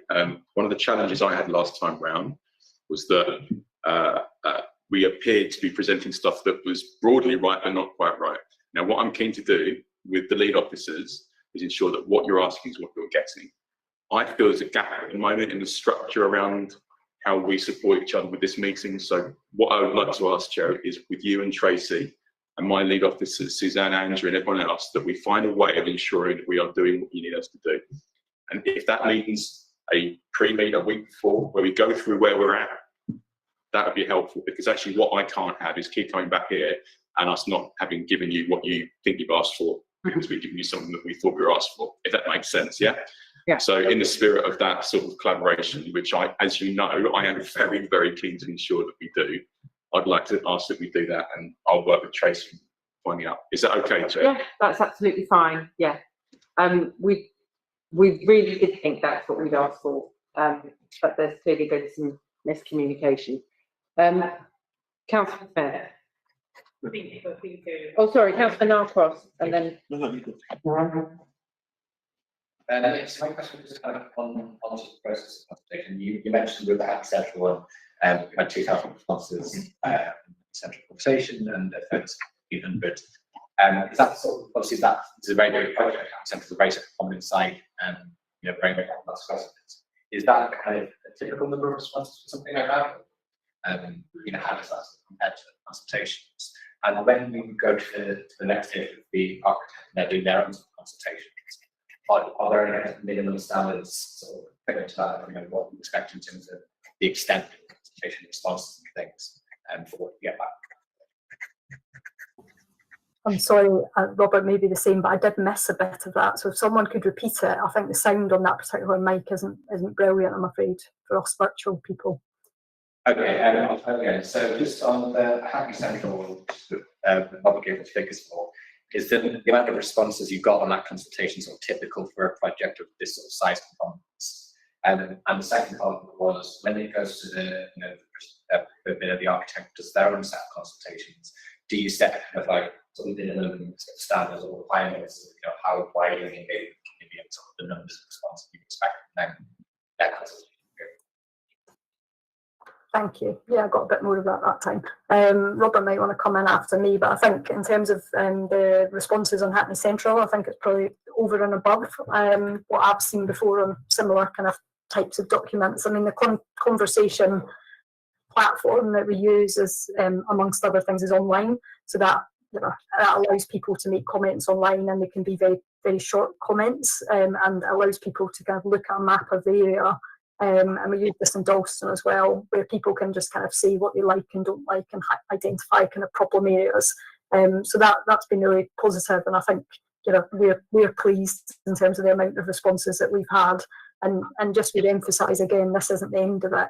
This process of engaging and co-design on the town centre work will continue, and we just hope that we get more and more responses and I guess more nuance as we develop the detail in the programme and think about some of these individual sites.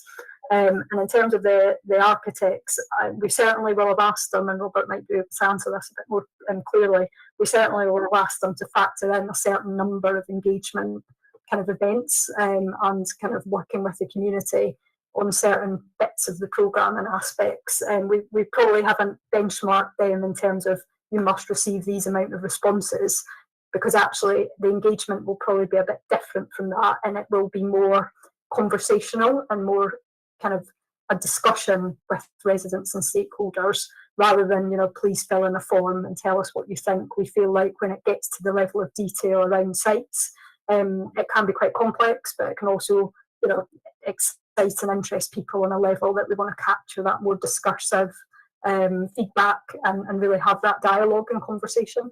But I'll stop there and just see if Robert wants to add anything else on that one. Only to say that we're very happy, and the numbers in terms of people responding through the different forums we make available to them seem to be going up every time we do this. So it seems to be engaging, connecting with more people each time. I'd just echo Suzanne's point that it's not just about breadth; it's about depth as well, especially when we're talking about these kind of issues that aren't yes/no answers. So we've been trialing over the last period new ways to connect with people who aren't traditionally involved in our engagement processes, those who are digitally not connected or young people. So while we haven't written into our contract exact expectations in number of surveys filled in, because we don't think that's necessarily a valuable measure for a regen program, we are and have indeed selected a team that has a very innovative approach and a bespoke approach, i.e. they put it together particularly for this program and for the communities in which they'll be working. And I should say working alongside us, so we will be facing up, if that's the right word, the engagement and the communications on this, and they are supporting us in doing that. So their residents' communication is with the council, it's not with a third party, it's with us, so that we can hear kind of firsthand, as it were, the responses that people want to share with us. Thank you. Councillor Smith. Thank you, Chair. Yeah, I'm just interested in the size of both sites, because I'm looking at the local plan and LP 16. It mentions self-custom built housing. Large developments of 0.25 hectares or more should seek to make provisions for service plots of land for self-custom built housing. Would that be relevant to either of these sites? I'm not Sorry, it probably would, Councillor Smith, but I'll need to go and, well, certainly need to read the custom build policy. I've got it up in front of me. But custom build would be, I mean, in that situation, or self-build, in that situation, the local authority would effectively devolve the kind of, not so much the design, but certainly construction and ownership of the sites to a community self-build organisation. And of course, you probably can guess what I'm going to say is that we're probably a bit too early in the process to see if that's a possibility or not. I think, first of all, the purpose of the feasibility studies is to figure out if indeed we, the council, as a landowner, think the sites can be taken forward, and if we arrive and they may be viable, and we can do something that is of benefit to the community. And if we arrive at that point, then there are a number of ways that can progress. And self-build could indeed be something that we keep on the table. So thank you for mentioning it, and it's a good point. Thank you. And Robert, can I ask a question about the consultation engagement so far? And I'm particularly interested in Robert, your point about breadth and depth and also diversity, because numbers obviously don't really cut it. We've got to really make sure that we're getting the kind of granularity in the community.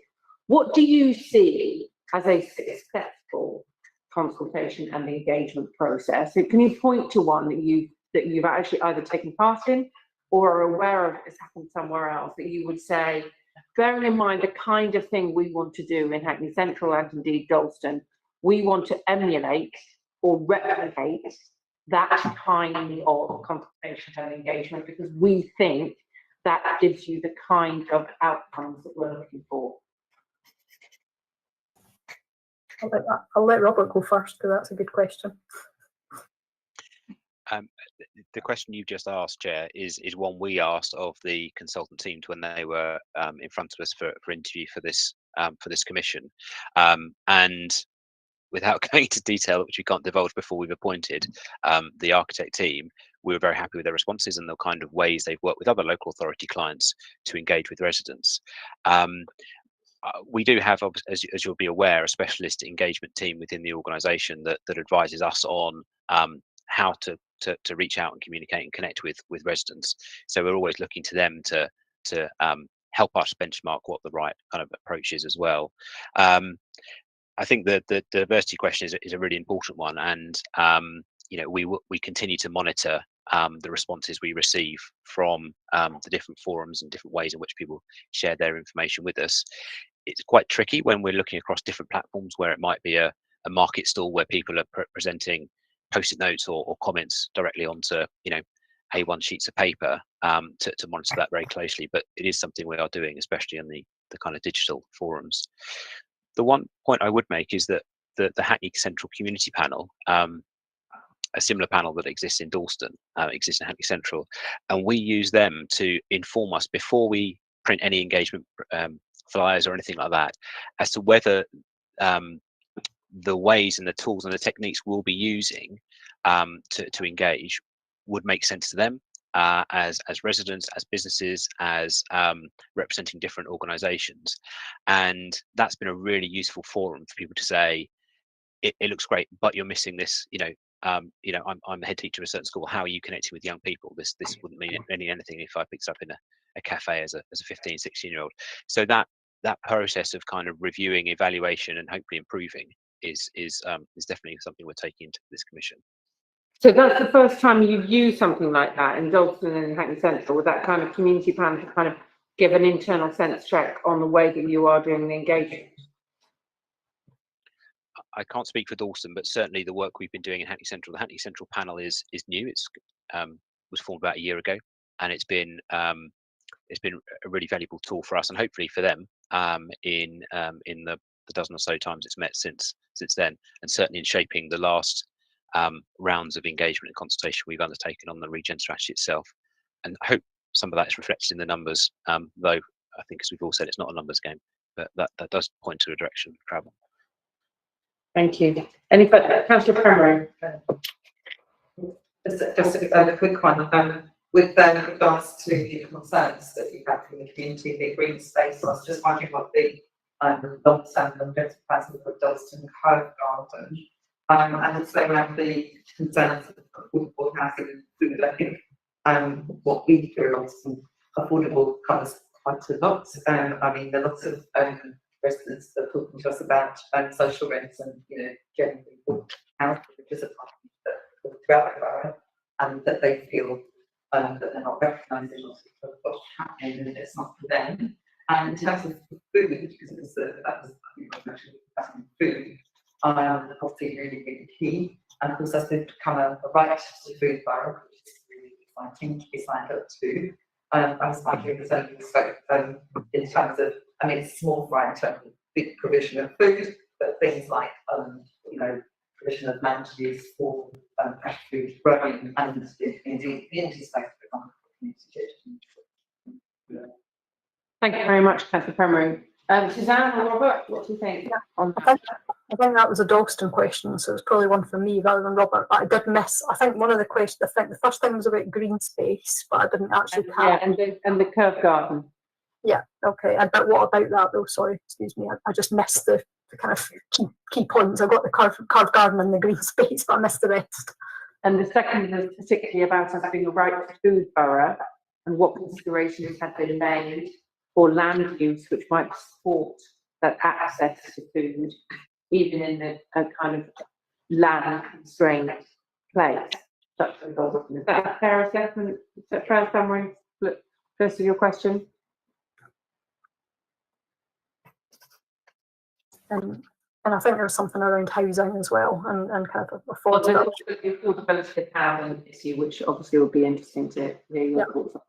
I mean, again, I'll probably need to kind of lean across to my colleagues in planning. So I think in terms of kind of the council's policy response and approach to all of these, so all of the kind of policy approach to certainly to the carved garden and to open space in Dalston, and to new housing is kind of set out, you know, in the local plan at high level, but also in the draft Dalston plan.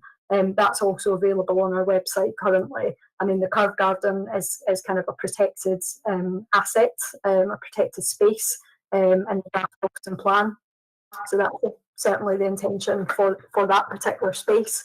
And in terms of housing, we obviously have our kind of planning policy approach in terms of affordable housing, and indeed kind of higher requirements for affordable housing are placed on publicly owned land.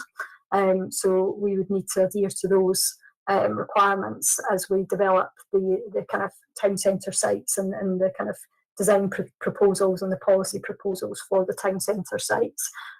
So, I mean, I think, again, I'll come back to the point for the town centre sites. You know, it's probably a bit too early we certainly don't know numbers, and we certainly don't know kind of percentages of affordable housing and things like that yet. We're starting a bit earlier than that.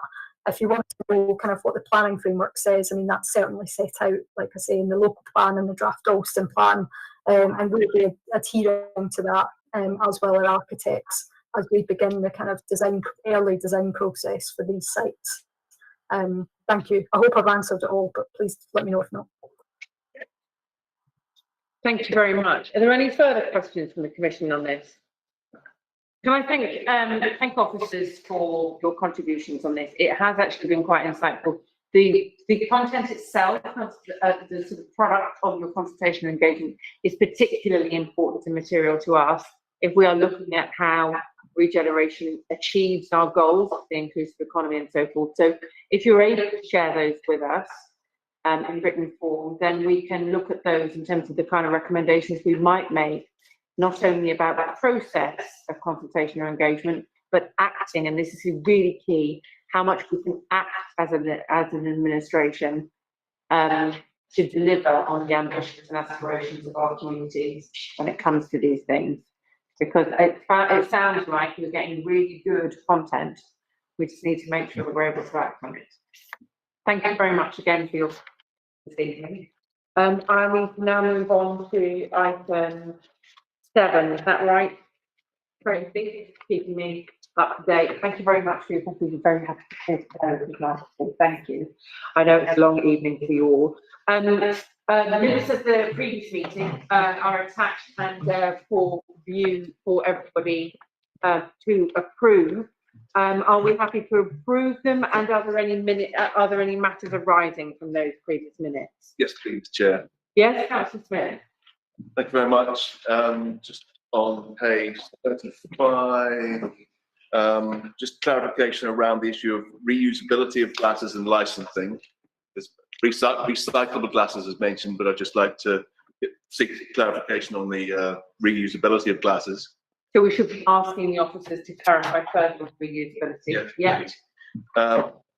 And then we had The issue, page 36, in the last meeting, we referred to anaerobic digestion in relation to food waste for venues and licensing. And the strategic director of sustainability and public realm advised the council that they would go away and consider the suggestions in relation to Hackney Light and Power. And could we just record that as an action? That they should explore it and come back to us with it. Thank you. Lovely. Okay, thank you very much. We've now got just about 10 minutes, I think, for a discussion about our work programme for the next year. Obviously, you know, there's a lot of conversations we've had this evening which can help inform what our work programme should be. We need to think about the remit specifically of this commission and think about selecting topics to be either for a review or a one-off discussion item. We've got a lot of cabinet members that asked for us there because of the remit.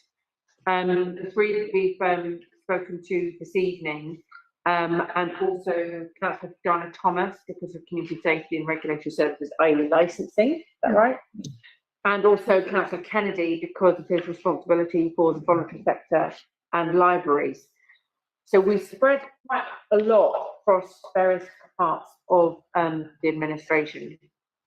And there may be issues that we want to really do a focused deep dive on. There might be things that we want to have a longer term review on. We want to probably think about when we bring the cabinet leads back specifically to do kind of question time on their brief. But I'd be keen to get a sense from you guys as to what you think should be the priorities. If you look at the Scrutiny Commission and remit areas outlined in front of us, what you think we should be addressing, and then we can go away and put together a draft work programme. Councillor Smith. Thank you, Chair. The Deputy Mayor investing at the economic development strategy and the review for the inclusive economy. It'd be nice to try and fit in ideas around the circular economy into that, as discussed in the meeting, as to whether we can advance that further throughout the whole borough. Okay. And then obviously buses, another one, transport and yeah, what do we want to do about the buses? Because within TfL's remit, obviously it's their responsibility, not ours. We would need to scrutinise the impact on Hackney, and it will probably be time sensitive, Tracy, in terms of what we can get done, which would have an influence on TfL's decision making, wouldn't it? I don't know much about their decision making at the moment. Can we explore that with Councillor Coden's team, so that I know the proposals are on the table? If they're making them sooner rather than later, then we may want to do an urgent one on the cuts. Or we might decide that if we take a little bit longer, we'll be able to gather more evidence or bring more people together on that. So there's bus cuts, and there's circular economy and role in the inclusive economy strategy and a review. Anything else in particular? I just wanted to add to the topic of circular economy. Also, there is also a need to interpret what it means for the economy of residents and businesses in the borough, because it could be, it is fairly new term that we're using, and I think when we go around with residents and businesses, you know, we're going to have a different understanding of meaning. That's one thing. The other thing for me, which I'm hoping it falls within what we could look into at the short term or long term, is the empty spaces and micro businesses using the entrepreneurial projects, which is a constant thing that constant issue that comes up with residents. And I said, look, you know, it would be great if we, you know, we could use for startups, use empty spaces that might be, you know, really use, and that could help the economy of those businesses in terms of the setting up the ground in terms of the ideas and creativity for Hackney. So we're looking for ways to support micro businesses which are short of space. Right, okay. Anything else? Councillor Potter. I would like, I mean, I know we need to do a little bit of work on this still, in terms of the recommendations that came out of our green agenda last year. But I think we should have a session where we particularly examine that. I think we need to have it later on. It's like we've obviously touched on it tonight. Yeah. We obviously need to be clear about what our recommendations are, but I would suggest, maybe, early, getting together stuff next time you actually sit home down. But I was quite interested to hear Councillor Nixon talk about, we're still exploring retrofit and we're still kind of seeing what, skills and businesses to support. I hope we could have been a bit further ahead. Well, I was going to make the observation to Councillor Nicholson that you don't need to be starting with a blank piece of paper on this. It's not like we're the first people who are doing it. Yeah. And there's already quite a lot of knowledge out there. Exactly. And I'm particularly interested in the neighbourhood, the whole neighbourhood thing with this, because, and I was going to make the observation that this is about, if you do want to say, some people will say, well, it was all built at the same time, so there will be the same sort of possibilities, sort of same kit, whatever, is one thing. But you can get greater diversity and therefore more skills and develop more opportunities for more businesses if you do a whole neighbourhood thing, which isn't just about one estate, but also about different tenants too, because that actually requires people to be able to have the skills training on finance and so forth, as well as installation. And I think there's a lot that they haven't really thought through. So I think there's quite a lot to work on that. Yeah. Thank you, Chair. I was wondering, I worked on the task force for the future of libraries. It might be nice to get a little report back on how that's going. Yeah, what happened with that? Go on, tell me more about it. Well, it's developing, ideas. When did you do that? That was towards the end of the last year of the last term. So you had a set of recommendations? I believe so, yes. I haven't seen them yet. So we work our while reviewing how they're delivering on those recommendations? Yeah. Yeah. Yeah. Because there was a lot of interesting stuff coming from one of those meetings about, different remits that libraries were going to have, different libraries, different areas. Yeah. Not all the same, in terms of the. It's how libraries become knowledge hubs in different ways about what kind of services they provide. Yeah. It's quite an exciting direction how it's going on there. Yeah. It's really good to see. Yeah. For us have input of that. So. Yeah. Anything else springs to mind immediately? I'm quite keen on us doing something like what Councillor Premier said about 15-minute neighbourhoods and affordable, access to affordable food, and culturally appropriate food. I mean, I actually think in lots of ways we are comparatively well served in Hackney because we've supported our markets, for example. But I'm also aware that this is one of the greatest levels of greatest sources of deprivation. That isn't actually caused by low traffic neighbourhoods. It's caused by lack of connectivity. Across the country. And what could we bring to that national area of policy from our experience here? I think it will be. You can get, anyway, go on. No, particularly that's the religion chair. And I think so that would have been time out that, food and back to food, water class, completely back into something. Yeah, exactly. And have sustaining value, even as you look into the school kitchens for communities on, the artificial that way, so cutting down on carbon, also, kind of sharing food. And so I think it's really such a lot of scope. I mean, that there's probably just more detail when we talk about the stuff on it, but in terms of we have lots of really good enterprises, and we have some good schemes, but they're not on the scale we need.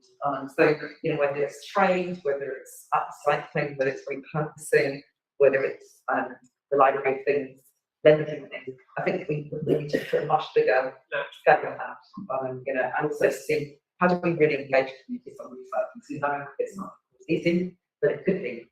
And it seems like whichever cultures that has worked, there are just a lot more people involved, there are a lot more skilled people, and a lot more of imagination. I think we need to always remember on recycling that, strictly speaking, recycling sits within the living room in Hackney remit.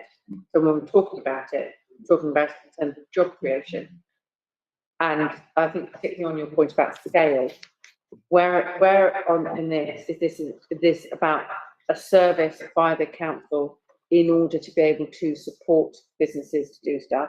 And when is it actually that it lifts off and becomes a service that businesses can provide themselves to the community and no longer needs to be entirely state provision? Go on, Councillor David. Yeah, I just going back a little bit, the subject was part what Constitution said. This is going back to the point I was speaking about the access to recycling. And although it might seem quite economical, it could actually be quite expensive. I know from the therapists in the community, that I have had clients that give me that analysis the sessions just because they travel responsible. Yeah. So the economy, there's a cycle. Ideally, everyone should have bikes, and then there's a lot of working class families, residents in Hackney that cannot afford it. I mean, I had to take a loan to buy my own bike at the time because work often had, and they're quite pricey. Bikes are very expensive. Now, working out, for example, the cargo bike is £1.50 to unlock it, and then it's £1 minutes. If you go to journey for 40 minutes, that's £4 plus 150, that's £5.50. It is pricey. And it can be kind of look like shiny, and it doesn't reflect, the creation that we have for, the poverty we have as well. So I would like to see that we reduce those costs if we can, because it really does affect the economy of Hackney. Is it really working? Who's really using it? Well, I think we could do something, to be honest, what I would suggest is we do something wider on the affordability of transport and connectivity. Yeah, because I think distinct from cargo bikes, which I'm not quite sure what the rates are, but doctors' bikes are the rates it sounds like you're talking about that I'm aware of. And yeah, they're useful in particular moments for people who've got that cash. Yes. And as Mette pointed out, having some kind of cut price affordability program is really important. But how are people getting to and from work? Absolutely. And to and from the people that they love. And if we think about 15-minute neighbourhood, most of us don't exist solely within those 15-minute neighbourhoods. What is the connectivity that is affordable for the rest, for all of us, but particularly those who really struggle? And there's going to be more and more people struggling because of the cost of living. I think looking at the issue of connectivity, and it's the importance particularly of it within the economy, people being connected and now having access to work, is something that we could really investigate, because that actually goes to the buses as well. And a long issue, I think, especially diverse communities that have had for history, years and years and years, this issue of connectivity keeps people from organizing, people from strengthening communities, celebrating. So we do have to have, as a bare minimum, that we have accessible transportation. If we do connectivity, we might also want to think about digital connectivity. I'm aware that there's some real challenges around broadband in parts of our community, and that does feel to me like that's an economic imperative. Okay, that's a really useful conversation. Councillor Foster. I was just going to say, and I was going to be coming up in July, and we had talked a little bit as well that we hadn't looked at the adult learning service. Right, so we've got some ideas about that. Is that right? That's all lined up. Yeah, the July meeting is lined up. Sophie, can you remind us about that content, please? We're going to look at adult learning in regards to the adult learning team. So as Councillor Williams mentioned, adult learning and skills were merged together. That was a recommendation made by the Scrutiny Commission at previous review to bring the two service areas together to make it a more seamless service for service users. And since we've had changes with COVID, changes to the adult learning skills fund, and just retraining in general, and thinking about the green economy and people need to transition and change jobs, we wanted to have a look at adult learning and skills to see how that service is actually, what we provide, is it doing anything? Can it support our workforce or our residents to actually transition? Great. So that's already up. So we'll bring a draft work programme to the next meeting in July for us to be able to sign off. And I mean, it's mostly set in stone, but we'll need to maintain some flexibility in case, so that we can reflect changing circumstances. I'm aware of time, so I'm just going to ask if there's any other business from members before we close the meeting. No, great. 1 minute over. I declare this meeting closed. Thanks a lot. Yeah, thank you.